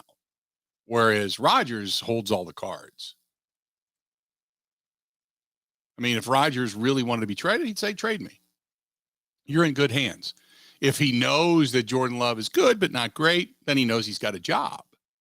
I can't imagine any coach with the situation you're in monetarily. You're not sitting Aaron Rodgers. You're not going to pay Aaron Rodgers to be a clipboard holder. You know what I mean? So he knows he's not losing his job. Whereas Favre was coming to the end of his deal. They might be more inclined to try to find a fit. Yeah. Now, I don't think all this is true. I'm just throwing out a theory here about everything that's going on. For those that say, well, he's worried about his job, he could be worried about the ego of being shown up, that all of a sudden the offense really does work with Jordan Love rather than Aaron Rodgers. I guess he could see that. But you're paying Rodgers a lot of money. And the optics, now again, it's a business, and I said at the beginning of the show, the optics of it would be you have sat Aaron Rodgers to hold a clipboard for the future. What are you doing? And players inside that locker room, former players around the league look at that and say, yeah, they're treating a veteran poorly. So that there is something to be said about that. But this would be the opportunity for Rodgers, and I give Rodgers credit because it's not about being a diva. Look, this guy's getting paid a lot of money to play football, and if he's got sore ribs, bad ribs, and a busted up thumb and the whole thing, what would he be doing it for? Because he's got a job. Everybody, if the Packers said, hey, after June 1st, we're going to trade this guy away, anybody want him? You're going to have probably at least 7 to 10 teams raising their hand going, we'll take him. Throw him over this way. Oh, my God. Whatever you want, we'll give you. So you'll have that. And they're going to get him for just his base salary. So why not? Because we already, just from breaking it down from Ken Ingalls, you're not going to pay a ton of that salary. Most of it's been paid. So you're paying just a base and that's it. So other than ego or competitiveness, what reason would he have not to play? I mean, I guess for those that say he's a diva, yeah, he's a diva in a lot of different ways, but I don't think he's a diva because he's tough and he wants to play. I think that's just competitive nature. And I think it's the Bears. Now, let's say he gets hurt in the Bears game. Yeah, then I can see him, unless it's something debilitating to where he just can't play. But let's say he takes another shot to the ribs. I mean, just a devastating shot. Doesn't break him, doesn't puncture him, but he's really sore. The thumbs, he hits it on a helmet or something. I can see then saying, you know what, the easy way out is to take a couple of weeks off and allow me to heal. I'll come back at the end of the season, play a game or two, but in the meantime, let Jordan Love play. But this guy's got a built-in excuse right here, right now. And he's saying he wants to play. I give him credit for that. I give him a lot of credit for that. Let's go to Tom. Well, let's do this. I'll come back. Tommy and Derek and everybody on hold. Stay right where you're at because I'm running a little bit late. Stay tuned. We got a lot more of the Bill Michaels Show. It's coming up right after this. Covering Wisconsin sports like a blanket. This is the Bill Michaels Show on the Wisconsin Sports Zone Radio Network. Cool weather, brisk winds, and a hot deal. Hi, this is Gina Della from Pella. Is your home ready for winter weather? Don't wait. Right now, put no money down, no payments, and no interest for up to 2 years.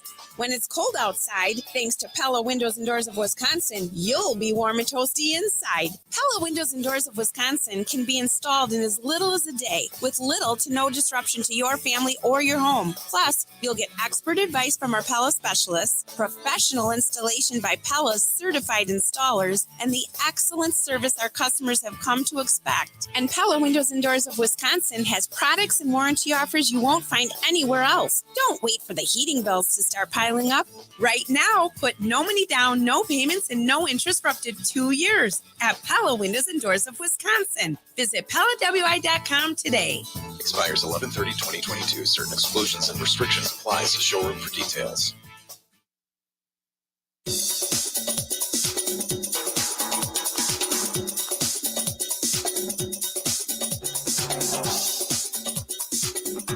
Bill Michaels will resume in 5 minutes.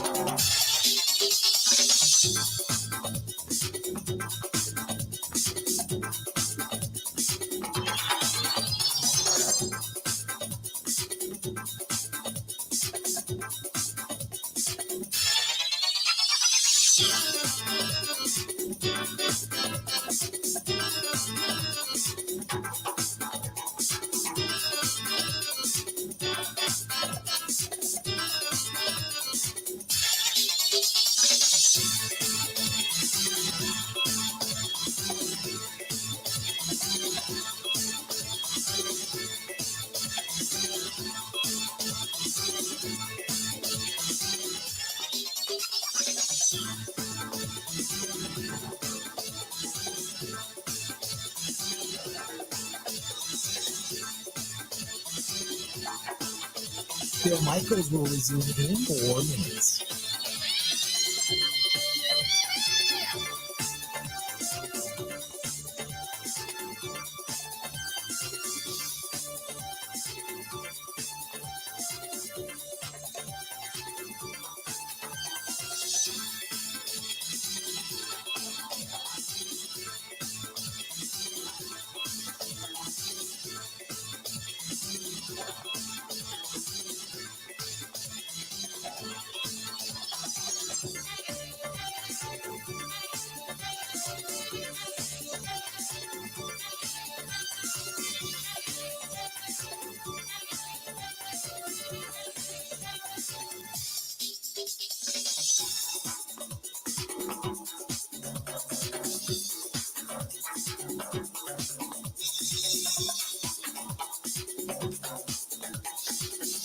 Bill Michaels will resume in 3 minutes.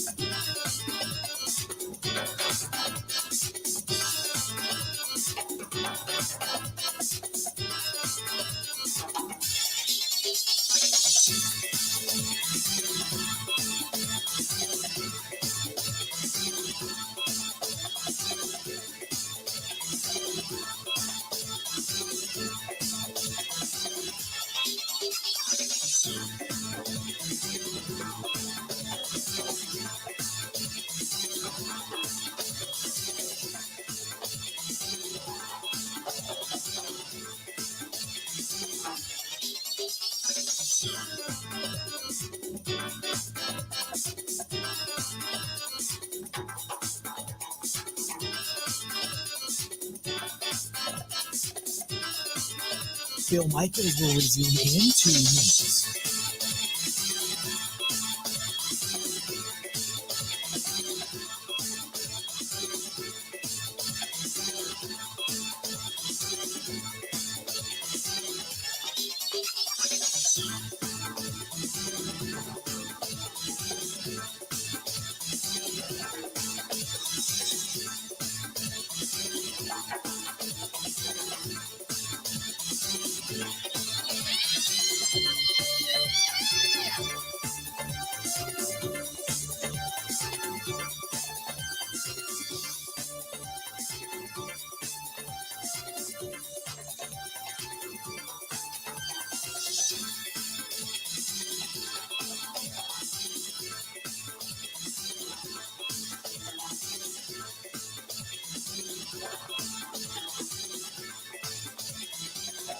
Bill Michaels will resume in 1 minute.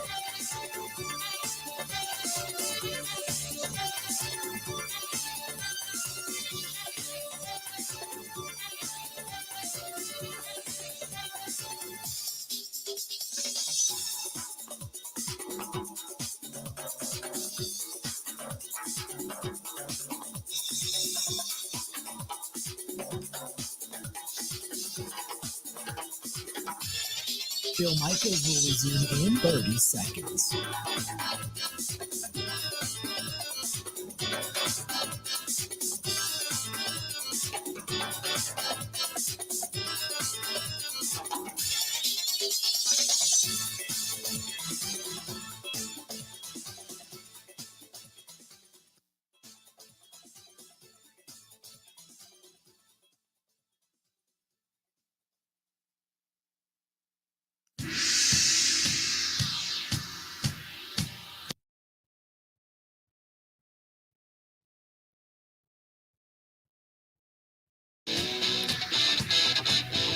Welcome back to the program. Good to have you.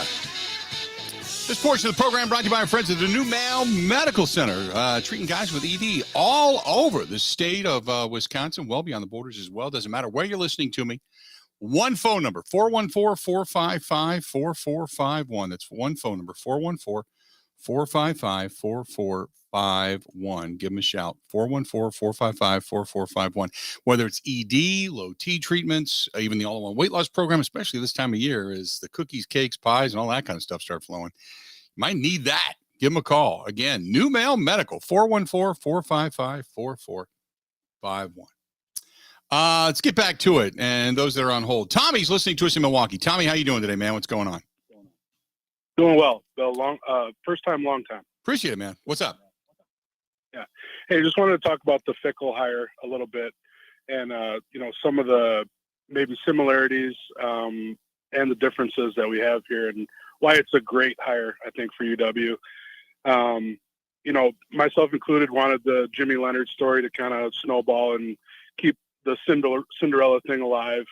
But the more you peel back the layers on Fickell, I think we're going to find that he's a lot more cut from the Barry Alvarez cloth than anybody we've had in that seat for the last, 15, 20 years, whatever it's been. From all accounts, I've listened to AJ Hawk this morning talk about him. This is a guy that can be both loved and feared, to kind of quote the old Machiavelli Bronx Tale quote there.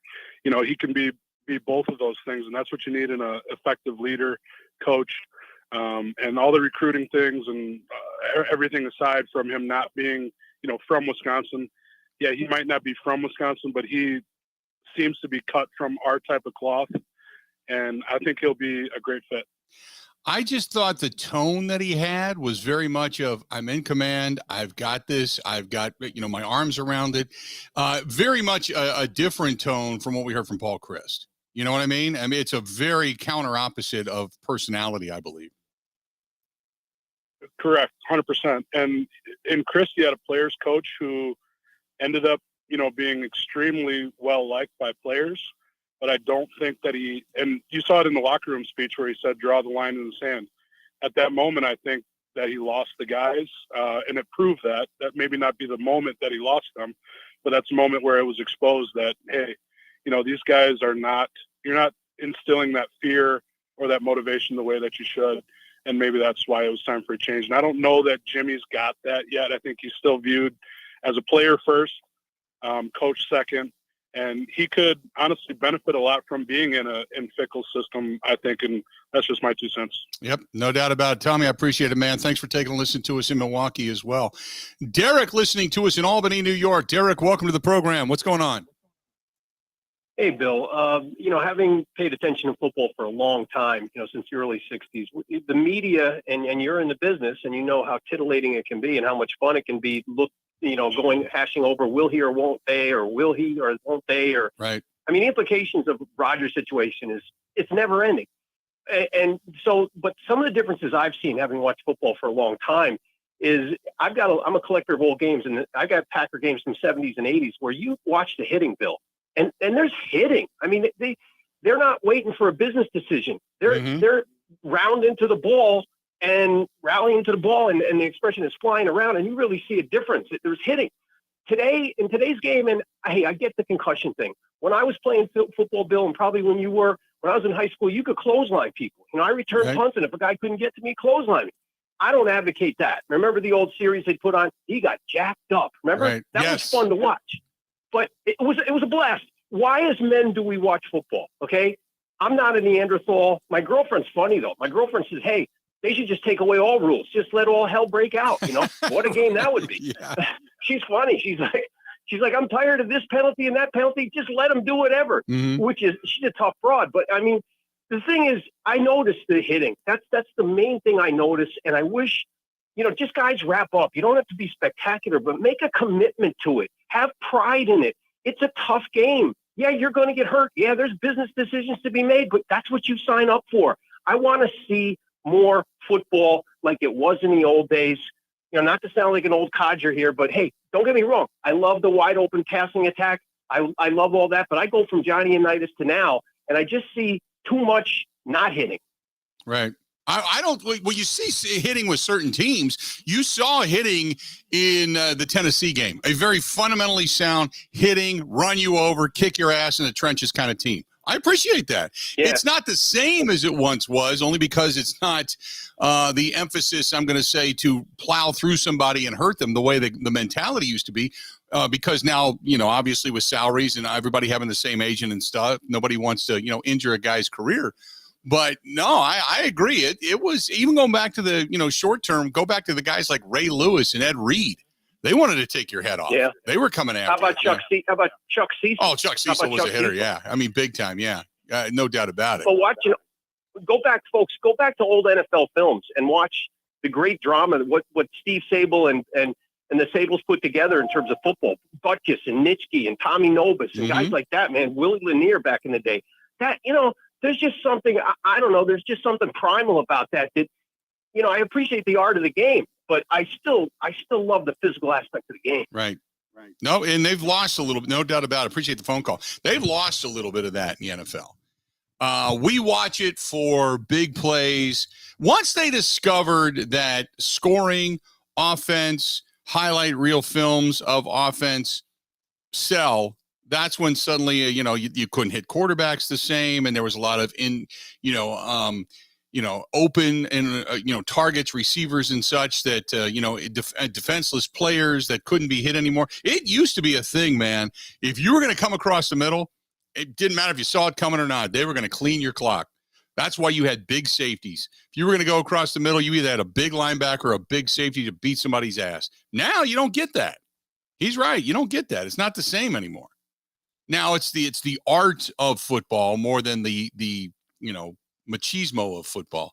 Don't get me wrong. The art of football is still very much a machismo sport, but he's right. It's not the same as it once used to be. But going back to Aaron Rodgers, and this one's from Michael, who says, I believe Aaron Rodgers should probably sit and give Jordan Love the opportunity to show what he can do. My question is why? Why should Aaron Rodgers say, you know what, Jordan, go ahead? It's a bad look either way. Aaron Rodgers is not going to win with many fans if he decides to play, which he already has. He's going to play on Sunday. He said it earlier today. Some fans are going to say, well, he's being selfish. He's being a diva. Others are going to say, Matt LaFleur and management have no balls. They won't sit him. And the other third of you are going to say, hell yeah, he should play. They're paying him a ton of money to play. He signed a contract to play. So if he sits, he can't win. If he plays, he can't win. So to me, do what you do. Do what you do. Continue to build the rapport with the young receivers. You're not mathematically eliminated as of yet. He did open that door in that post-game presser on Sunday night to say, hey, as long as we got a shot, man, I want to be there. I think he was more talking about, hey, I'm banged up, but if we got a shot at playing and winning and I can play, I want to be there. As opposed to saying, if we were completely done and this was really ailing me, maybe I'd probably sit a game just to get it back. But I just believe, look, you're making a lot of money. You restructured a lot of money to come back and stay with the Packers. And he made the commitment. He said, I will retire a Packer. I will end my career as a Green Bay Packer. That's what he said. take him at it. Now, granted, we've taken him at his word before, and his word has proven to be, somewhat misleading, to say, I didn't specifically say that. Well, whatever. But I still think that as long as he can play, you're paying him to play, you play him. Now, does that mean he has to play every snap of every game? Of course not. Of course not. I think you do try to at least put a little bit more on film of Jordan Love so teams can get a look at him and go, okay, he has grown up. He has played better. He has done certain things to make him better. But I still think there's a lot. This is a very, very, very, and I say this a lot of years, but this year I unbelievably mean it. Unbelievably mean it. This is an incredibly pivotal year in the history of the Green Bay Packers, in recent history for the Green Bay Packers. 877-867-1670. Hit us up. Would love to hear from you. Give us a shout. This portion of the program brought to you by Wabam, W-A-B-A-M. Go to getwabam.com. That's getwabam.com. Cleaning supplies, products, industrial, janitorial, whatever it happens to be, or maybe you're just a car person or a bike person or a boat person. Grab that stuff while you can. Do a little detailing. It's good stuff. More of the Bill Michaels Show next. Ready? This is the Bill Michaels Show on the Wisconsin Sports Zone Radio Network. Wisconsin isn't snobby, snooty, or pretentious. It's Midwestern charm at its finest. And that's exactly what Forgotten Fire Winery in Peshtigo is all about. Fun in a bottle without the attitude. You can find their full wine and cider lineup in their tasting room or in liquor and grocery stores throughout the state. The winery is a great place to get away for wine and cider tastings, great live music, and private events all year long. Remember, any time is a great time for Forgotten Fire wines and ciders. Wisconsin wine made from Wisconsin people.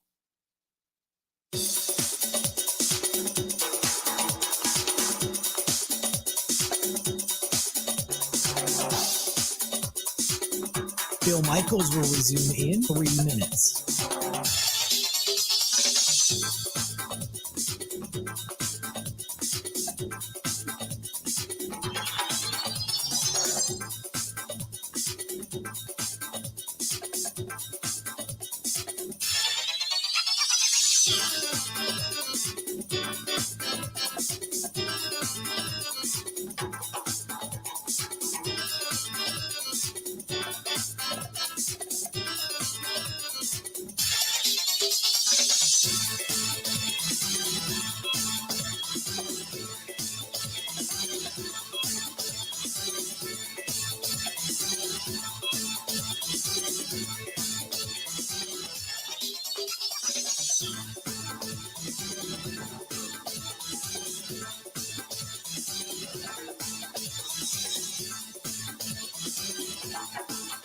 Bill Michaels will resume in 2 minutes.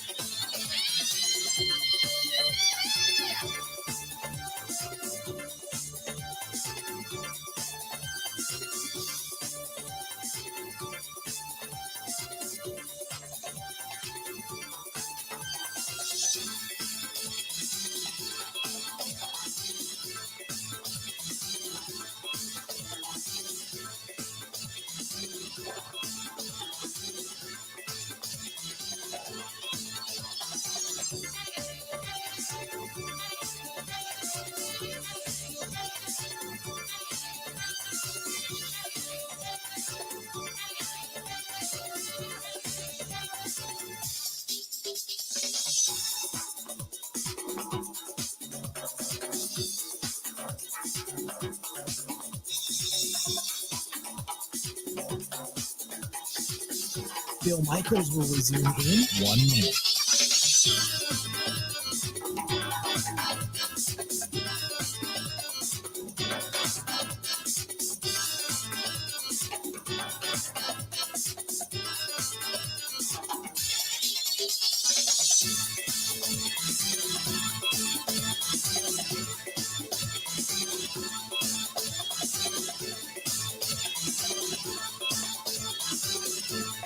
Bill Michaels will resume in 30 seconds.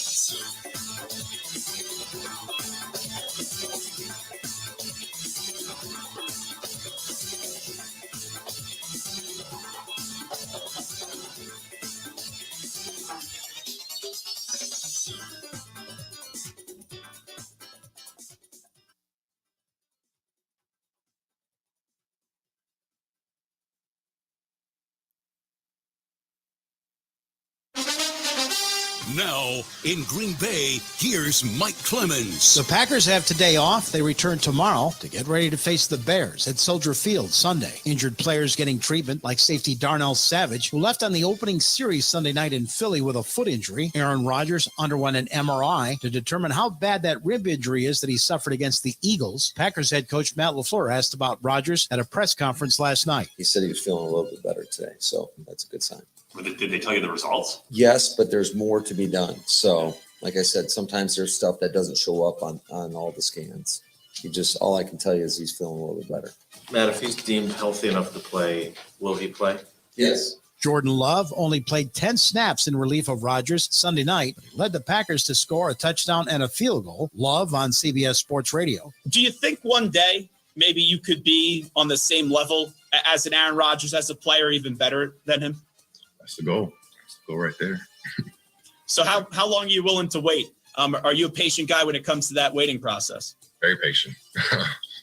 I just, in the back of my head, I know my time will come, and it's all about what I do with that. Just got to make the most of that opportunity. The Bears are back in Chicago after losing to the Jets 31-10 in the rain at MetLife Stadium. Safety Eddie Jackson went down on the turf with a foot injury, and their top wide receiver, Darnell Mooney, out for the year. He'll need ankle surgery. Bears head coach Matt Eberflus. Our eyes are forward now on to Packer week.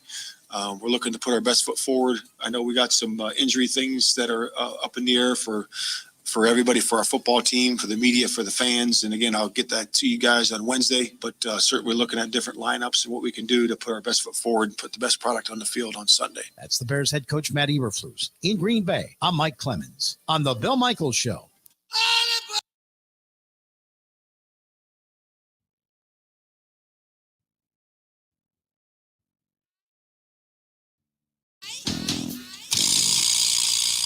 Welcome in, Bill Michaels Show.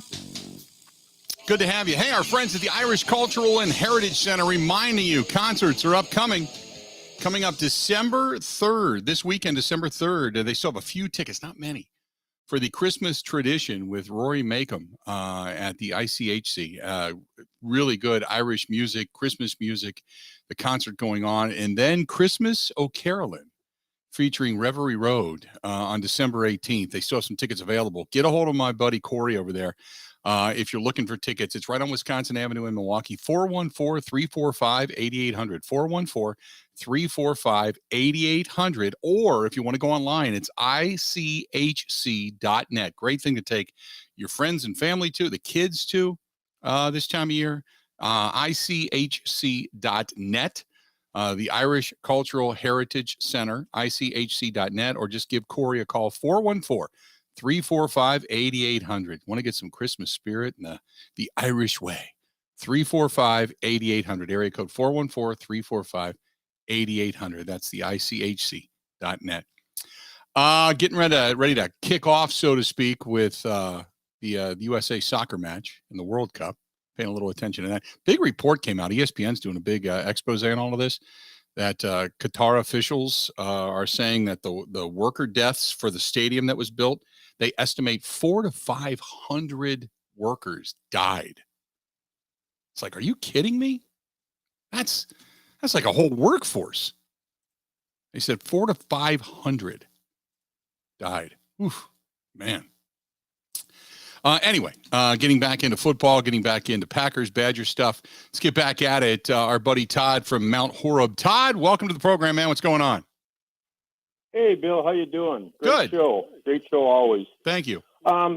Regarding that guy that, we all love to see the big hits in football, but we all know that's gone. There's too much money to let this, players are bigger, stronger, and faster now. There's just no way they're going to let them hit like they used to. What I like to say about the Roger, there's so many Roger haters. It's just unreal. These people call up, oh, the injury isn't that bad. He really doesn't want to play. Are they? I mean, come on. You might not like him because of his hair. Or he speaks his mind. But that guy is a competitor. There's no way he does not want to play. So even though you hate him because his hair isn't what you want it to be, or he speaks his mind, or he dates somebody named Blue, give that up and have an honest opinion instead of just hating on him. Mm-hmm. He's a competitor. There's no doubt about that. Yeah, and these people that just call the hate, and the guy earlier said, I don't think he's really that injured. He just doesn't want to play. I mean, is that guy really listening to himself? That's just it. He is going to play. I mean, if anything, he just proved you wrong. I just, and Love may or may not be the future. We don't know that yet. He played decent. Did some good things the other night, but there's just too much of a small of a sample to know. Rodgers is still our best winning option and will be for the next year or so. Hopefully. Cross your fingers, hopefully. Appreciate the phone call. And thanks for listening, man. I appreciate it. Rodgers did say, for those that are just tuning in today on the Pat McAfee show, that the scans were very encouraging, and he said that he will play on Sunday against the Bears. So for Bears fans that are listening, and by the way, if you're heading down to Chicago, we're going to be Sheraton Hotel Riverwalk in the Shy Bar. In the Shy Bar. That's where you're going to get the postgame show live, the Green and Gold postgame show, the best out there.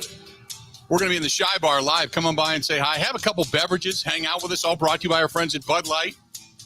Have a couple of beverages. Listen to the program. Hell, I might even bring an extra microphone and let you chime in if you want to come over. Looking forward to it. We got another hour yet to go. I'm Bill Michaels, Ben Kenny, producing, pushing all the buttons, doing it all right. You and me for another hour. How we looking? More of the Bill Michaels Show next.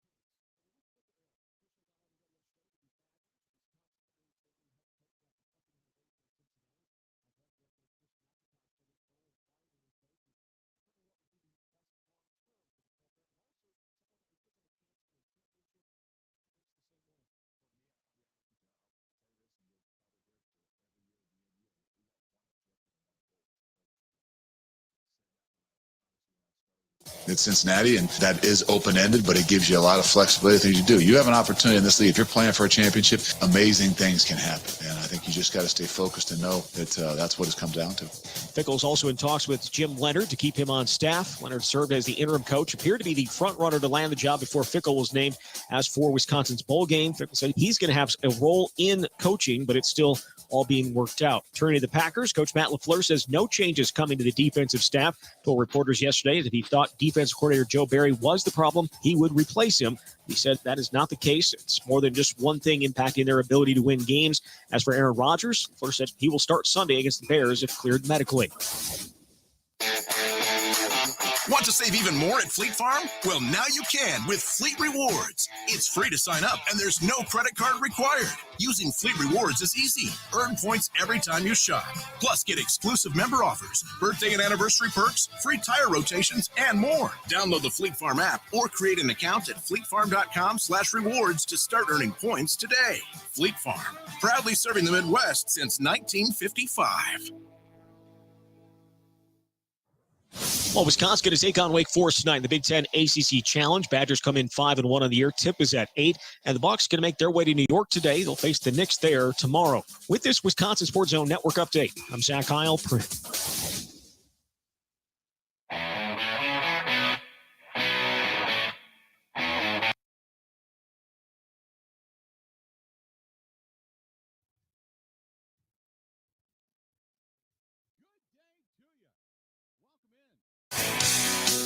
Bill Michaels Show, hanging in there. By the way, Mark texted me, just a buddy Mark. He said, the game is on. He's over at the Social House on Lisbon Road in Menominee Falls. Said the game is on and had the cheese curd burger. Magnificioso is what he said. Hard for me to say. Magnificioso. So if you're out and about today and maybe for whatever reason on a Tuesday, you're kind of playing a little bit of hooky, stop into the Social House, Haus, where they have the game on. They have the tent outside, too. I drove past there this morning. It was on my way to the dentist. They had a big tent outside, the heated tent for outdoor issues, outdoor dining, but they also have TVs outside, so which is cool because it's not a huge place. Holds maybe 150 people, But they do a great job over there. Really good job. 877-867-1670. Watcher says, I don't think people really hate Rodgers, but they're tired of the inconsistency and the excuses holding the team hostage every offseason. MZ says Rodgers equals 10 playoff losses. MZ, don't forget, it also equals a ring.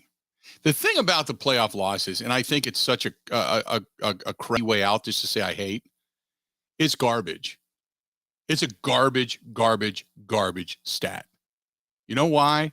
Because they had no business being there in 2014. None. He got them there. They, I thought, were the best team going into that game in Seattle by far. They had no business playing in Atlanta for an NFC Championship game. He got them there. So you can talk about, oh, my God, look at the losses. Now, the game against Tampa Bay, I get it. Absolutely. 100% agree. At the end of that ball game, he had opportunities. He did not play well. No doubt. He did not play well.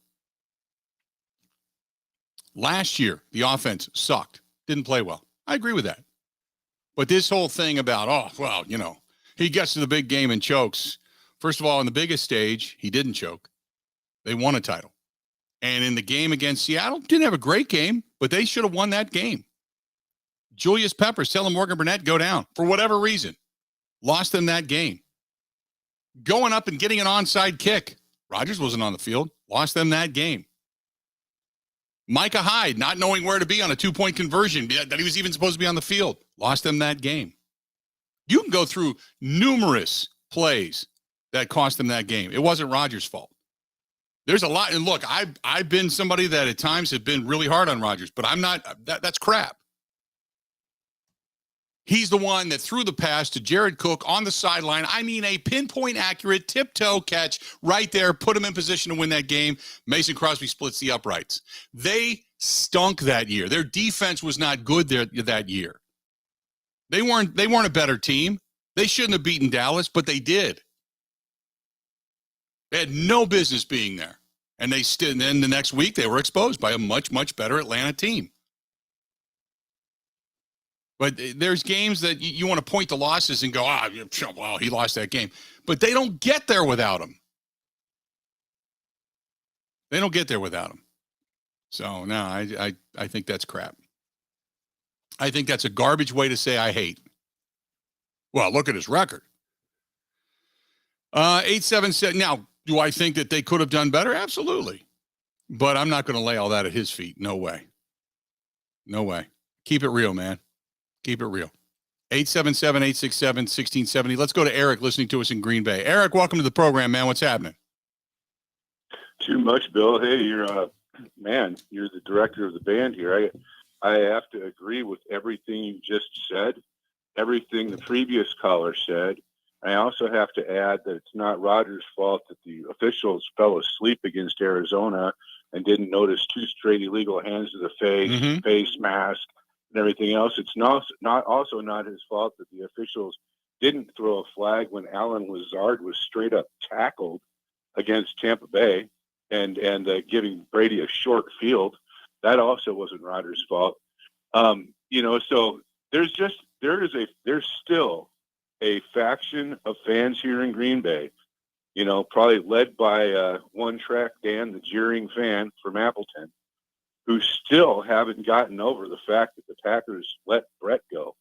They can't stand Rodgers because he replaced Brett still after all this time. Mm-hmm. And one of the things that has created is, man, one of the things you heard around Green Bay, and I'm like Derek, man, I'm an older guy, okay? I remember and I was a Rodgers fan because I'm a Cal fan. When they drafted Rodgers, I was like, holy cow, I can't believe the best college quarterback I've ever seen at that time just fell in the Packers' lap. And the amount of vitriol in Green Bay, people yelling over the fence that they were going to shoot his mother. I mean, I don't know exactly, but I mean, crazy, crazy stuff. Because how dare you replace Brett Favre and our Iron Man, Brett Favre, who has never missed a game. This guy is going to be a wuss compared to our Iron Man. So Rodgers has always had a thing in the back of his head that he's got to live up to the Iron Man, Brett Favre, because otherwise anybody around here is going to think he's a wuss.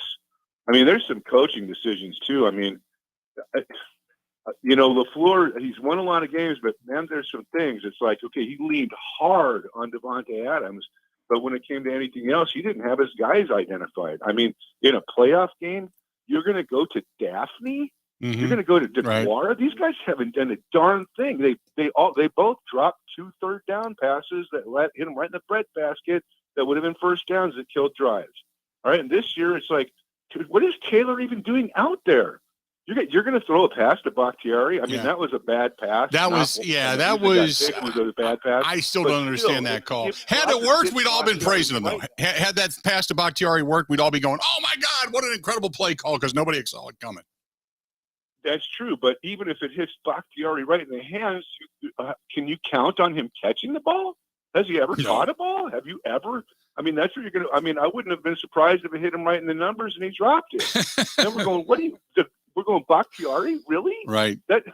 He gets too cute, man. It's like, dude, identify who your guys are and then pound that until the other team proves that they can stop it. How many times this year we said, man, every time you put Doc under center and let him use play action, which is what he's one of the best at, you pound the rock, it's working, and then he'll have Rodgers in shotgun and Jones standing next to him. It's like, man, this is just an exercise in obstinance. You're just going to make this happen your way. See, you can't, just like you can't coach speed, you can't coach intuition either. And this guy, he doesn't have any intuition as far as the flow of the game, and he doesn't have his finger on the pulse of the game itself. It's like he's got his plan, sure, but then he tries to jam his plan when, maybe it's not working. It's just, I don't know, man. I think it's just a rookie thing. He's a young guy, and unfortunately, he's learning with the Packers. Right. Anyways, Bill, thanks for taking my call. Have a great day, man. You too, buddy. Talk to you soon. He drops off. You got on board 877-867-1670, 877-867-1670. You want to find us, please feel free. Matt LaFleur was asked, hey, Matt, would you ever make that in-season coaching change? We're talking about maybe the possibility of Joe Barry. Here's what he said. It's unfortunate that I'm standing up here having to answer those questions because we didn't win a game and we didn't perform to the level that I fully think we're capable of performing at. So certainly it was disappointing, but we're going to make all the necessary corrections, try to put the best plan in place for us to go into Chicago. And, we got to play better, bottom line. Ben, I peed myself. That is... I don't really jump all over coaches. I mean, I do in the sense of, hey, I'm going to take a look at the film and stuff, and you're not honest about stuff. I want you to take a listen to what about this comment makes you want to jump through your radio, jump into my microphone, climb up to Green Bay and strangle Matt LaFleur when he says it, okay? Asked about Joe Barry and the possibility of making an in-season coaching change. Listen to this, what his answer was to that again. It's unfortunate that I'm standing up here having to answer those questions because we didn't win a game and we didn't perform to the level that I fully think we're capable of performing at. So certainly it was disappointing, but we're going to make all the necessary corrections, try to put the best plan in place for us to go into Chicago. And, we got to play better, bottom line. Okay. I'm going to open it up to conversation. I'm not going to say anything. I'm gonna open it up to conversation. When you hear that, what about that statement makes you scream? I mean, like, open up your window and just yell like just a profanity for whatever reason. Like your neighborhood, they're all just, working about their day, and all of a sudden just somebody hears like, just something out the window that's just profane, because it makes me want to do that. What about that statement when asked, why wouldn't you make an in-season change because Joe Barry not getting the job done? I want to know. I'm going to open up the phone lines. I'm going to hit everybody over in the Bud Light live stream. You just heard it. So, right. Mike, you're the first one, but I'm going to keep it going. Anybody that wants to call in, what about that statement makes you want to claw your own eyeballs out? Makeup. Right. 877-866. Brett listening to us in La Crosse. Brett, you're first up. Brett, what about that statement makes you want to wear a cup around so nobody that actually heard it kicks you right in a beanbag? What about that statement doesn't make me want to?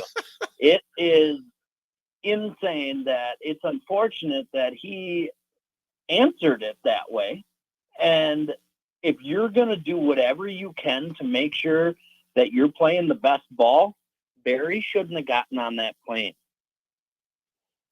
I don't care what you do. That guy's been junk all year, taking what's on paper one of the top defenses in the league, which, yeah, we can't do much about injury.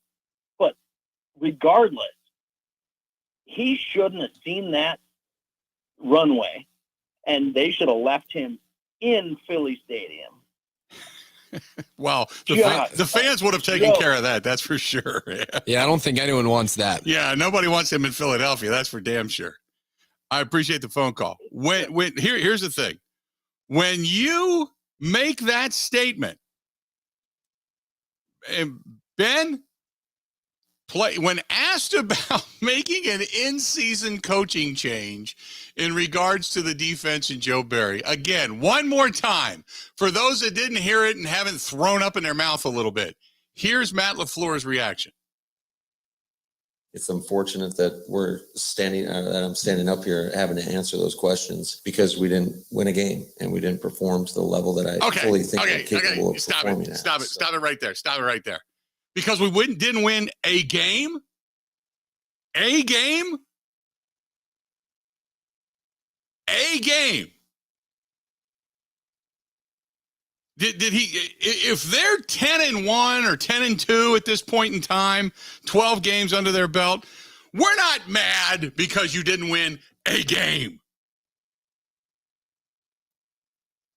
You are second to last in rush defense in the National Football League. Second to last. Second to last. You're one of the lower half in yards given up per game. Per game. You are in the lower third of the league in points given up per game. Your defense got ran on for 300 plus yards and you couldn't cover a quarterback to save your life. You couldn't tackle if it meant that somebody was stealing your lunch money. Matt LaFleur, if Matt LaFleur is with his entire defense and they're at Festival Foods in Green Bay, and Matt's like, I'm buying dinner for everybody. Turkeys for everybody. And he's standing at the counter, and there's the entire defense standing by the front door, right? And Matt is like, okay, how much is it? And they're like, bloop, bloop, bloop, bloop, scan a turkey, bloop, bloop, scan a turkey, bloop, bloop, scan another turkey, bloop, bloop. That'll be $411. And just as Matt pulls his wallet out, somebody runs by, puts a snatch on his ass. And he yells to his defense, stop that guy. He lost all his money, and you got a pile of defenders standing in front of the door at Festival Foods looking at each other. And meanwhile, the bandit is in the car, down the street. Smokey's chasing him. You got some bitch or whatever the hell that guy is that Smokey in the band. He's trying to track him. They can't catch anybody. They're not tackling anybody. You think your money's safe at Festival Foods with a bunch of defenders standing around? Hell no. A game? Because we lost a game? Because your defense sucks. That's why we're asking the question. Ah! My God! Man, oh, man. Stop that man. He's stealing all my... Oh, never mind. He's out the door. Sorry about that. Sorry about that. Having to answer those questions. Can't believe it. We didn't win a game. We didn't win a game. Can't believe it. Can't believe it. Stop that guy. No, never mind. Yeah, he's got my credit cards. He's at the gas station. He's over at Quick Trip. Matter of fact, that bandit used my credit card at Quick Trip, typed in his own Quick Rewards number. We're going to pay him back on an opening drive contest, and he's going to get even more money because he snatched up my credit card and used his Quick Rewards card over there at Quick Trip And meanwhile, the defenders are all sitting there going, well, we're not getting any turkeys? Where's the turkeys? We thought we were getting Christmas turkeys. No turkeys? Yeah, sorry. Maybe Rashawn Gary would have tackled him or Devondre Campbell, but no, he got away with all my money. I don't have any money left. I'm out. I got to save it up because, because of Joe Barry, I could be out of a job. But you guys are great. I love you guys. You guys help each other up. You knocked over that snow shovel display. Pick that up. And I think you guys knocked over the kettlebell ringer. Holy crap. Help her up too. Hopefully she's not hurt. There you go. And then he turns to the manager of Festival of Foods and says, by the way, do you got any videotape? I got to take a look at the videotape on that. And the manager of Festival of Foods just says, don't even use the tape, coach. Just go home. Just go home. It's just go home. There you have it. More of the Bill Michaels Show next. This is the Bill Michaels Show on the Wisconsin Sports Zone Radio Network. Cool weather, brisk winds, and a hot deal. Hi, this is Gina Della from Pella. Is your home ready for winter weather? Don't wait. Right now, put no money down, no payments, and no interest for up to 2 years. When it's cold outside, thanks to Pella Windows and Doors of Wisconsin, you'll be warm and toasty inside. Pella Windows and Doors of Wisconsin can be installed in as little as a day, with little to no disruption to your family or your home. Plus, you'll get expert advice from our Pella specialists, professional installation by Pella's certified installers, and the excellent service our customers have come to expect. And Pella Windows and Doors of Wisconsin has products and warranty offers you won't find anywhere else. Don't wait for the heating bills to start piling up. Right now, put no money down, no payments, and no interest for up to 2 years at Pella Windows and Doors of Wisconsin. Visit PellaWI.com today. Expires 11/30/2022. Certain exclusions and restrictions apply. See showroom for details.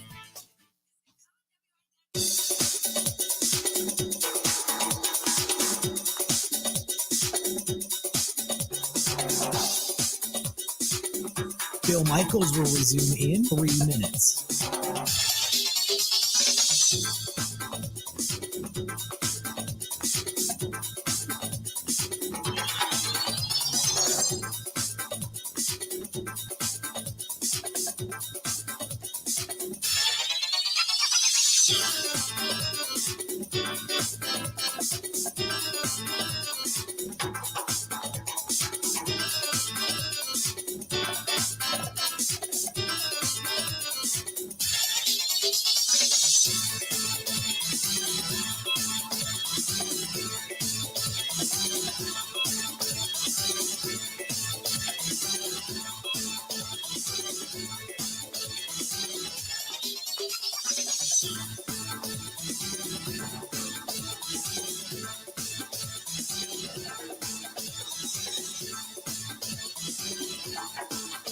Bill Michaels will resume in 2 minutes.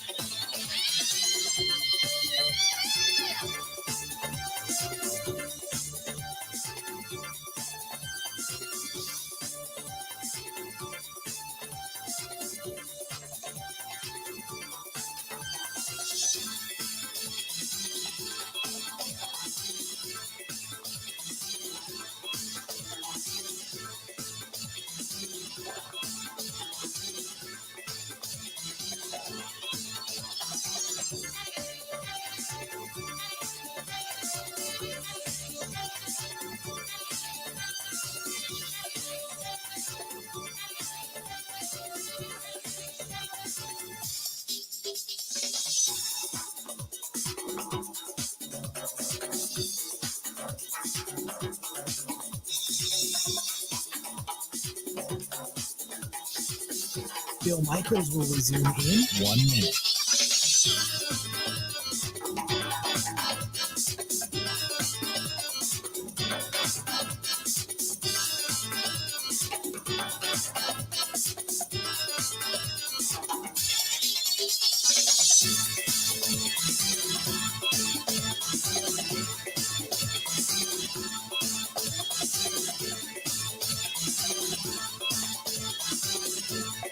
Bill Michaels will resume in 30 seconds.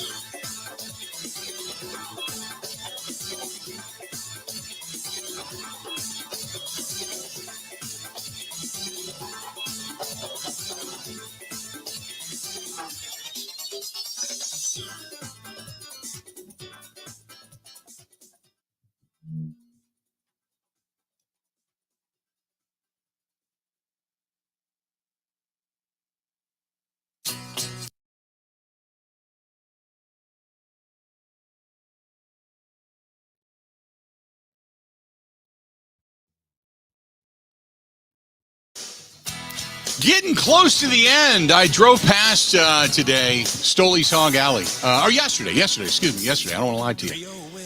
Yesterday, Stoley's Hog Alley out in Oconomowoc and Summit, and they've got the sod in, the parking lot's done. They're just wrapping up some of the detail stuff. It's going to be beautiful for a completely renovated, just an old-fashioned biker / family bar. Man, that place looks great. I can't wait. I can't wait to get out there. So looking forward to it. Don't forget Stoles Hall 109, open, doing great up in Watertown, but Stoley's Hog Alley, we are this close away, from getting back into that place. So I'm looking forward to it. 877-867-1670, 877-867-1670. Daniel writes, and more via text, but says, hey, unit, driving down the road, had to pull over, spit coffee all over the front of my windshield. Matt LaFleur trying to get his defense to stop a burglar at a Festival Foods was comic genius. Thank you very much. There you go.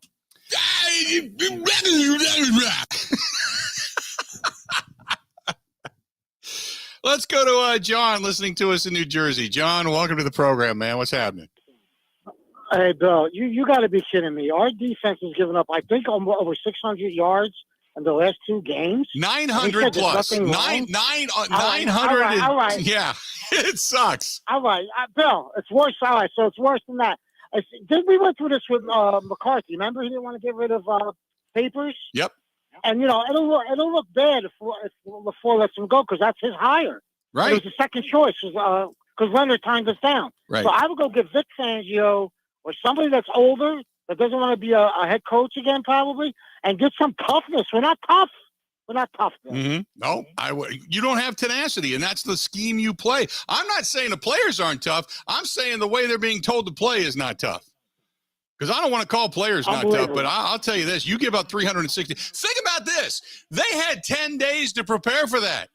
If it had only been a short week, can you imagine how many more yards the Eagles might have rushed for? Holy crap. Yeah, it's unbelievable. Yep. I'm sorry, man. I don't know. Take care, Bill. You too, buddy. Talk to you soon. We get all kinds of East Coast calls. Ben, did you bring the audience from the Jersey, the Philly, the New York area with you when you decided to be the producer of this show? I sure hope not. Or I don't know. We have groomed the East Coast to listen to the Bill Michaels show. It's nice. Which is a great thing. I'm still thinking about Joe Barry being left in Philadelphia. Yeah, nobody in Philly wanted that. Yeah, trying to mull that over. Standing there on the tarmac. Do you think he would have bags in hand? But 10 yards away from the tarmac when he only needs 4 yards to get on the train. Maybe that's what happened. They'll say we left Joe, but it wasn't on purpose.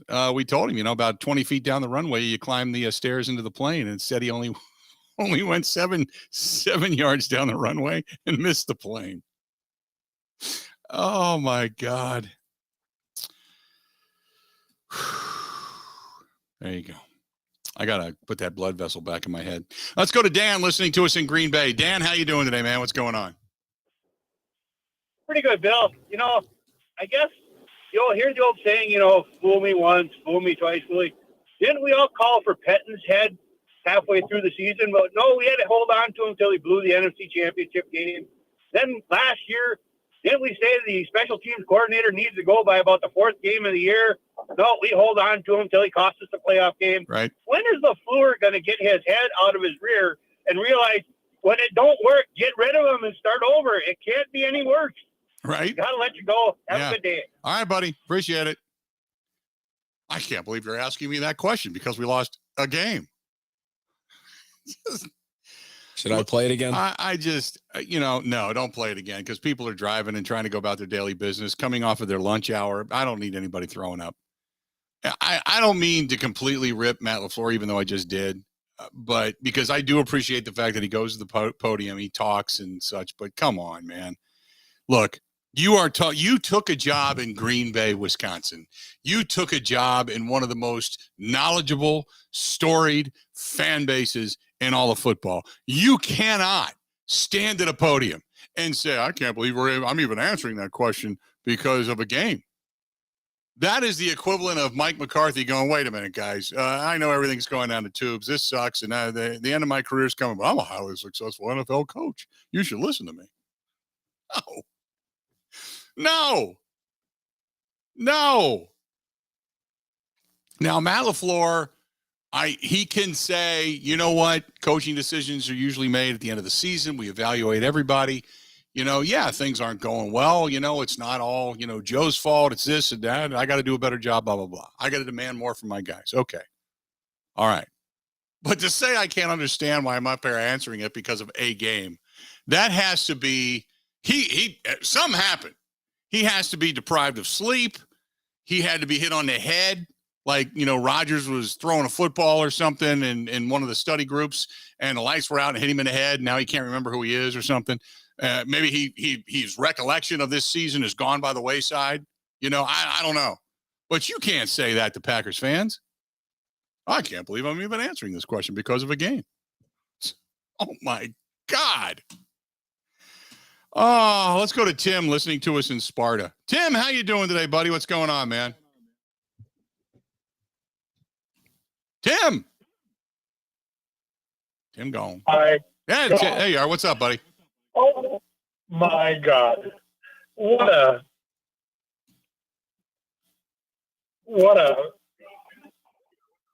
Oh, Tim, we're gonna have to cut you loose. Yeah, you got your radio on. You got to turn. I'll get him back. Okay, we'll get you back on. Let's do this. We're gonna take a quick break. We're gonna come back. We got a lot more to get to. Still another half hour yet to go. We have not heard everything from Matt LaFleur. We got into that first question and had to stop ourselves. There could be more. We'll take a listen together. Stay tuned. More of the Bill Michaels Show next. Covering Wisconsin sports like a blanket. This is the Bill Michaels Show on the Wisconsin Sports Zone Radio Network.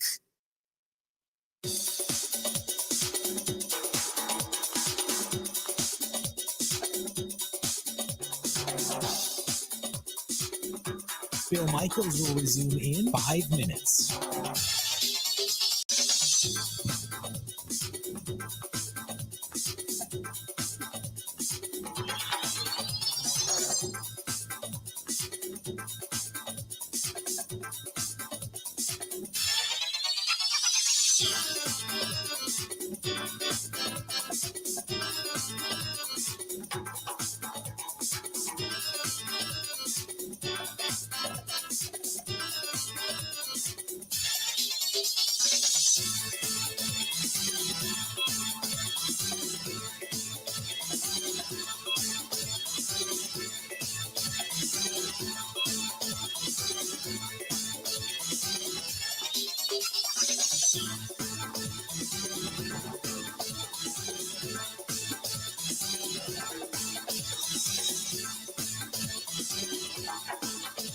Bill Michaels will resume in 4 minutes.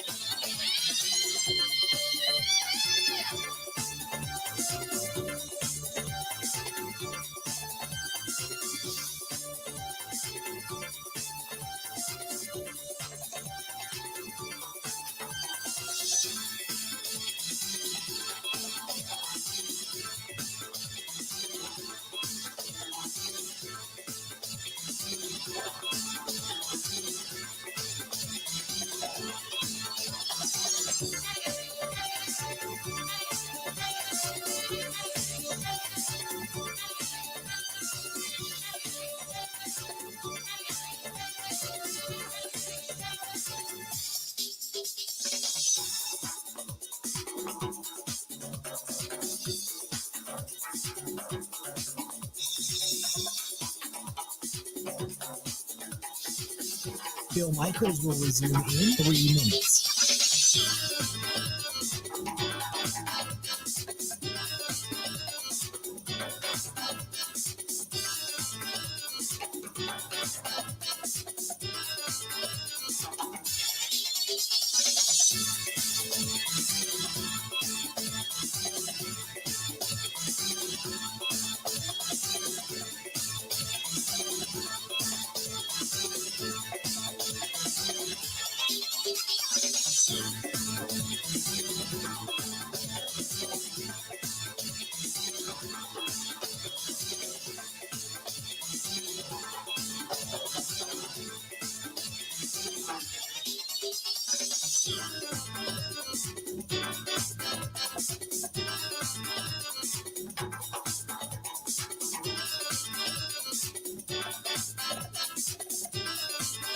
Bill Michaels will resume in 2 minutes.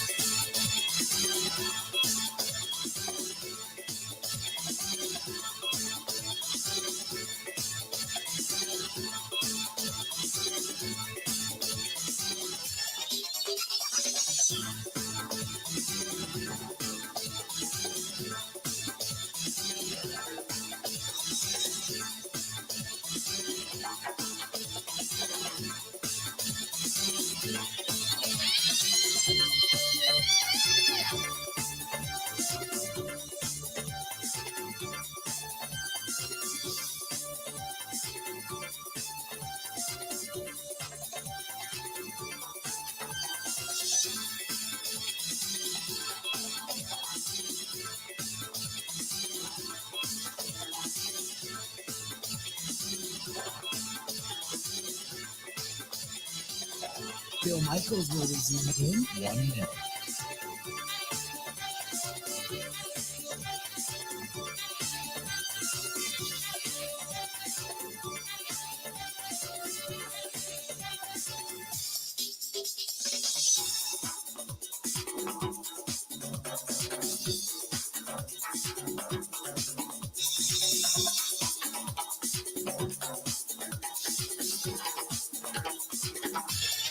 Bill Michaels will resume in 30 seconds.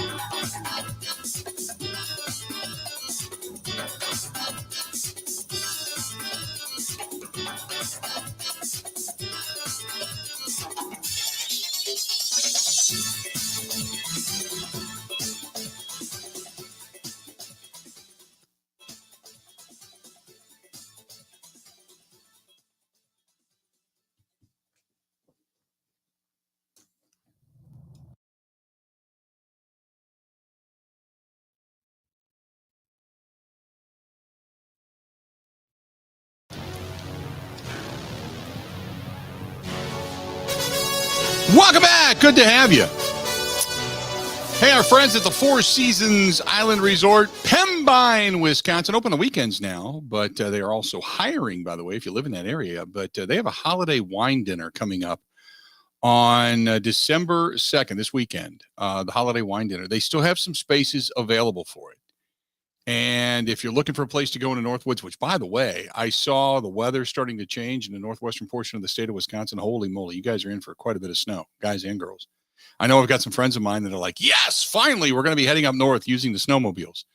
And this is going to do it. This is going to put down that initial pack, and here you go. But they're expecting anywhere from 8 to 12 inches in the northwestern portion of the state and all throughout, really, the upper portion of the state.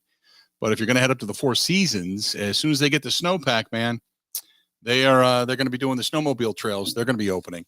In addition to that, they have that wine dinner coming up, the holiday wine dinner this weekend. If you want a reservation for that, get a hold of our girl, Barb, B-A-R-B, Barb, 715-324-5800, 715-324-5800, or just email her, Barb, B-A-R-B, at the4seasonswisconsin.com, Barb at the4seasonswisconsin.com.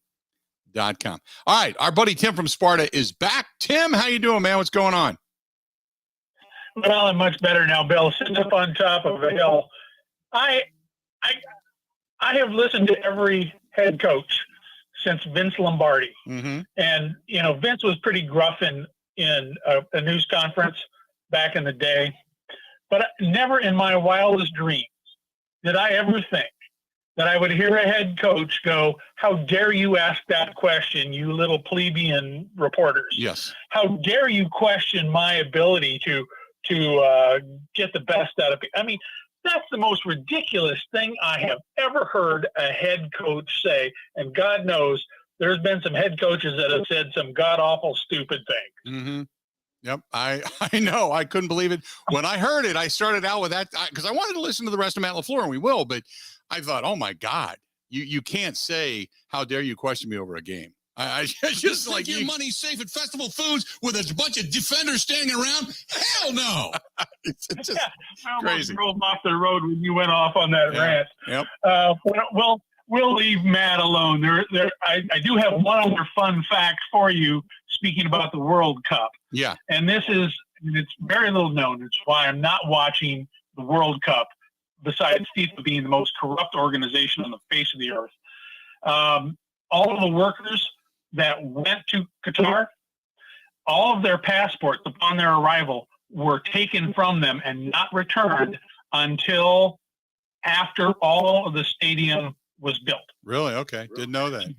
So that's why you had between estimates run as high as 1,000 people died being worked night and day in the heat of Qatar to build that stadium so that the FIFA officials who got paid all that bribe money could get paid all that bribe money. So anyway, you have a great rest of your day. Keep asking the tough questions, and for God's sakes, don't hold back on your rants. Okay. Appreciate it, pal. Thanks, buddy. By the way, speaking of the World Cup, the USA just scored. Holy mackerel. We got a score in a World Cup game. It's 1-0 U.S., but in doing so, the striker, if you will, who ended up scoring the goal on the deflection, took one right in the beanbag, and he is still down in the goal. The ball and all three balls for that matter, went in the net. I shouldn't laugh, but I do. Sometimes I just crack me up. Anyway, Good there you go. God. Yeah. I'm in one of those moods today, Ben. Every now and then I come in and I'm like, okay, I'm all wound up anyway. And, just one of those moods today. He's still down. I don't know if he took it in the abdomen or right in the beanbag, but he's still down. He was grasping for the junk zone, if you will, because it looked like he took the foot of the defender as the defender dove, kicking his feet out. He looked like he took that right there. So that's it. But we finally feel like have a score in a soccer game. Yeah. I've never seen a team actually score before. I feel like I got hit by a freight train today. So your wound upness is making me feel like I'm hallucinating. Now, it's just, you're saying it's not ill because, by the way, speaking of illness, I just got an email from Paul Charchian. Did you? No. Charch has COVID the second time around. So he is not going to join us coming up on Thursday while he tries to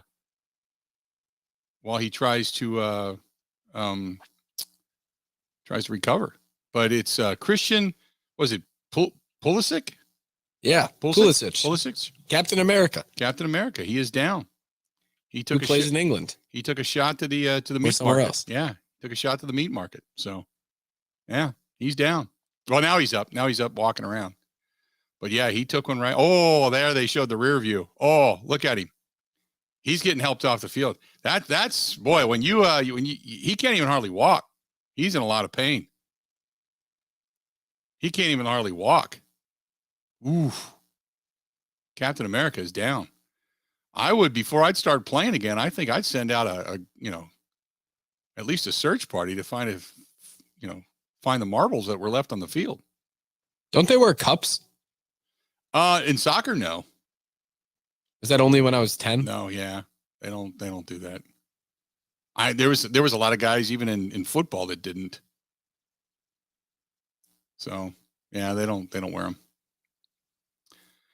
877-867-1670, 877-867-1670. If you want to give us a shout, by all means do so.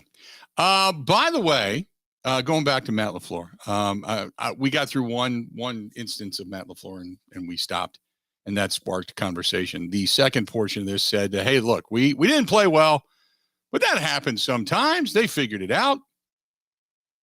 We just got to do whatever it takes to win the game, period. And sometimes one side of the ball or has to pick up the slack for the other side. That's just the way this game works. And there's been plenty of instances, I think, if you look over the course of the season, where defensively we played some pretty damn good ball and we didn't deliver on the other side on offense. So listen, there is plenty of blame to go around right now.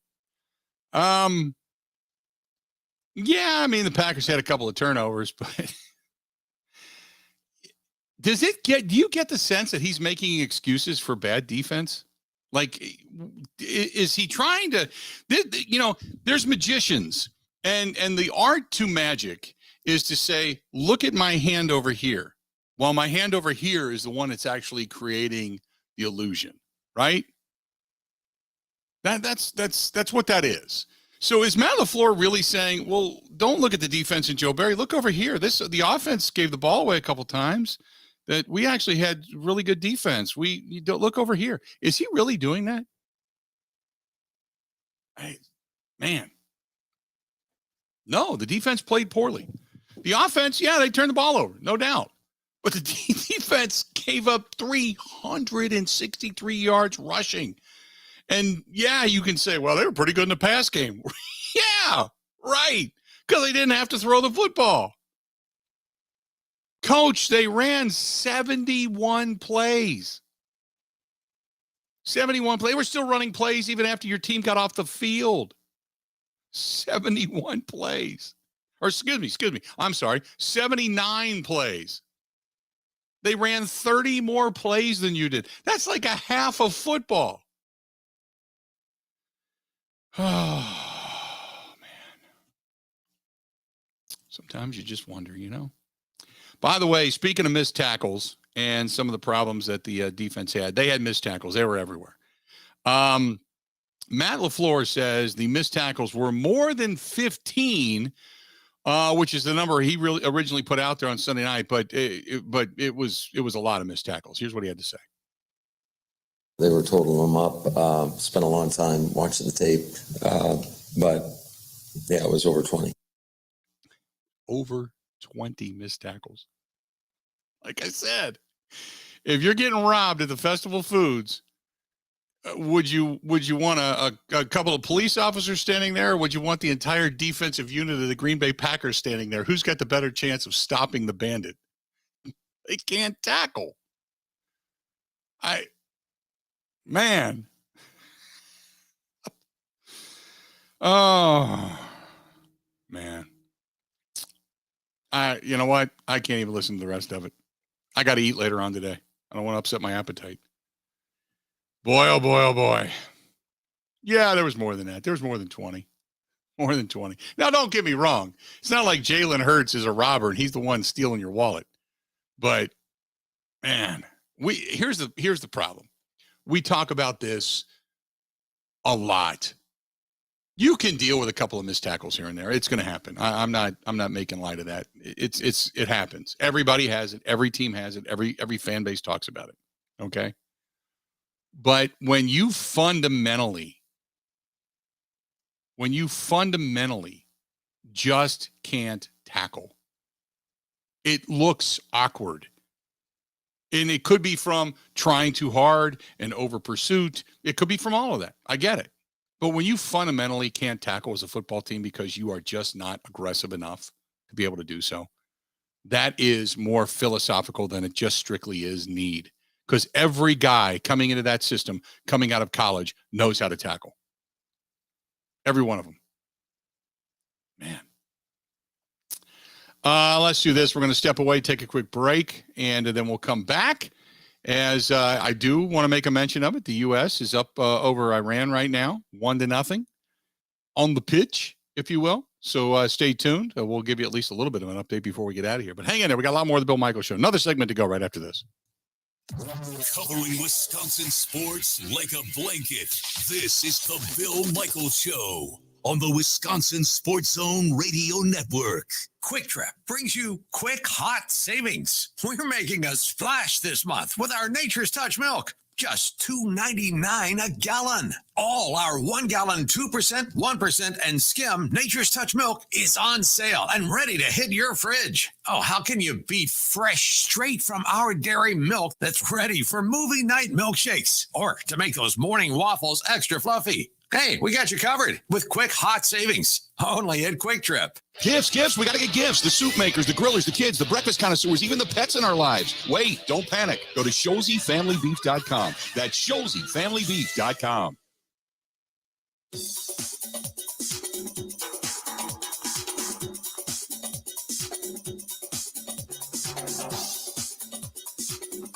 Bill Michaels will resume in 3 minutes.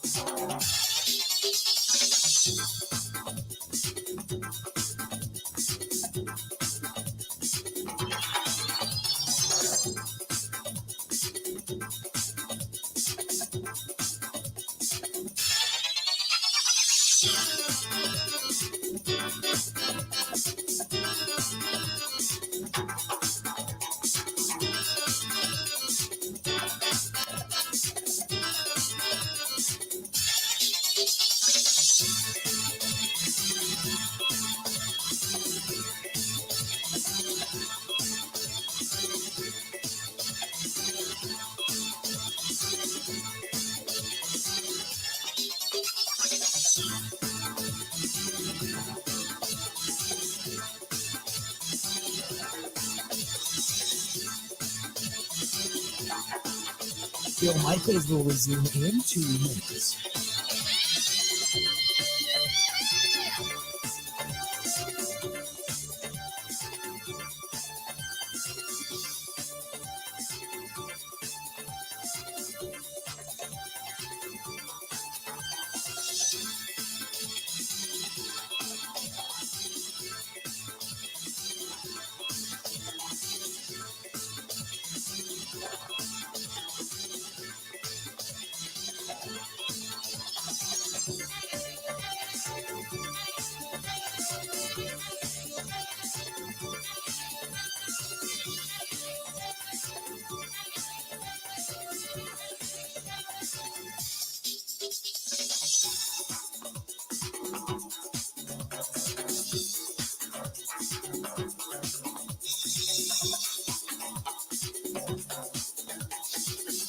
Bill Michaels will resume in 1 minute.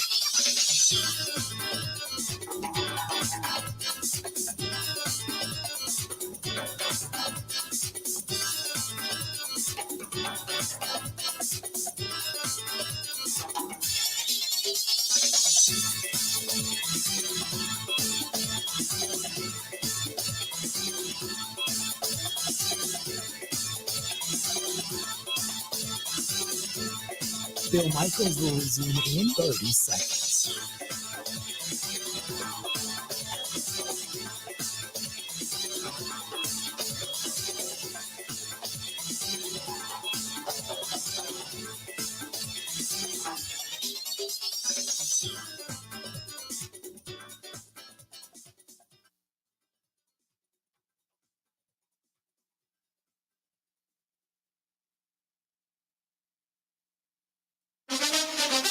Now, in Green Bay, here's Mike Clemens. The Packers reviewing their 40-33 loss to the Philadelphia Eagles. Head coach Matt LaFleur said the coaches graded out the Packers defense as missing at least 20 tackles as the Eagles rolled up 500 yards total offense. LaFleur says he has no plans for now on making any changes at defensive coordinator. By no means am I excusing the way we played. I mean, you can't give up that many rushing yards and that many points. Are there things that I think we could do schematically to help put our players in better position? Absolutely. Are there things that we have to execute better? Absolutely. A bright spot for the Packers was Jordan Love coming off the bench and leading Green Bay on 2 scoring drives late in the fourth quarter, including that touchdown pass over the middle to Christian Watson that went for 63 yards. Watson on how Love was in the huddle. I think he was calm, cool, and collected. I feel like he came in like he had been doing it all season. I think he came in and gave us the opportunity we needed. It may sound cliche, but I'm passionate about competing. I'm passionate about winning football games. I'm passionate about football in general. So, if we're not winning, everything else is it doesn't matter. The Packers play the Bears in Chicago Sunday, where Justin Fields sat out Sunday's game at the Jets with that injured left shoulder. Backup quarterback Trevor Siemian on the loss of the Bears' best receiver, Darnell Mooney, to a season-ending ankle injury that will require surgery. Yeah, it stinks. As a player, terrible. If you've spent any time with Darnell, he's one of the best dudes in the locker room. So that's the part of the game that stinks, right? But he's a strong dude. Guys like that, when anybody gets hurt, but especially Darnell, it's tough to see. That's Bears backup quarterback Trevor Siemian. In Green Bay, I'm Mike Clemens on the Bill Michaels Show.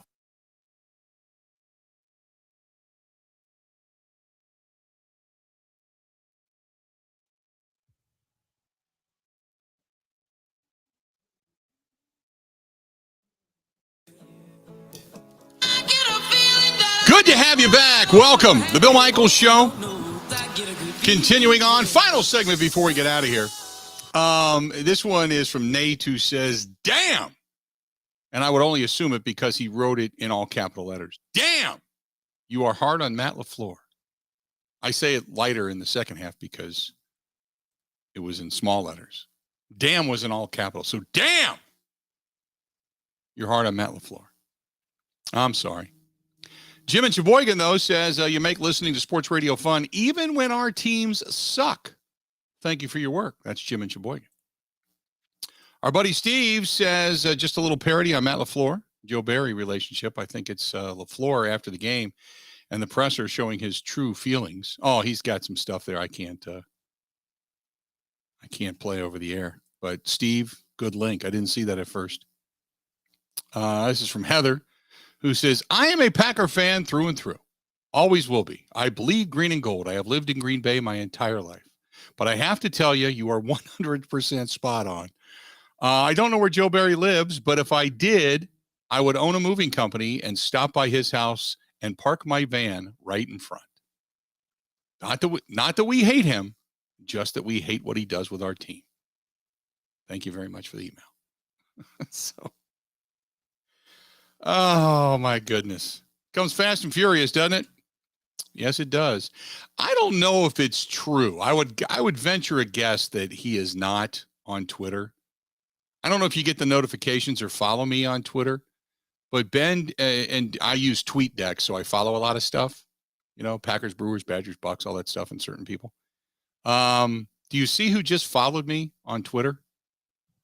No, I do not. It is he just joined today, and it is under the heading GM Gutekunst. And if you look at his follows, it's all NFL teams, insiders, some people that you would know, Packers coverage, Mike Clemens included. I don't think Brian Gutekunst, though, is on Twitter. Just saying. Normally, if it's not them, you have to post it on Twitter to say, this is not the actual verified Twitter account of, but it just says Brian Gutekunst. I find that funny. It just popped up. Maybe he's getting advice from the show. If he's listening, he just wants to follow. He just wants to be a part of the program. I get it. There's a lot of insight that comes out of this show, whether it's from me and my crazy stupidity or others, guests that we have on. Maybe he was listening to Zach Heilprin. Maybe he just wanted a little insight into Kenny and Heilprin to find out a little bit more about Jim Leonard before maybe they go after him as the new defensive coordinator of the Green Bay Packers next season. It's coming up tonight, 6 to 7 o'clock. I was going to say, that's one hell of a segue there. That's the reason I get paid money. That's a pro's pro right there. Segueing right into that show. There you go. I don't know. What else do we have here for you? This is from Jonas. Jonas says, couldn't agree more. Why are they hanging on to Joe Barry? What do they have to prove?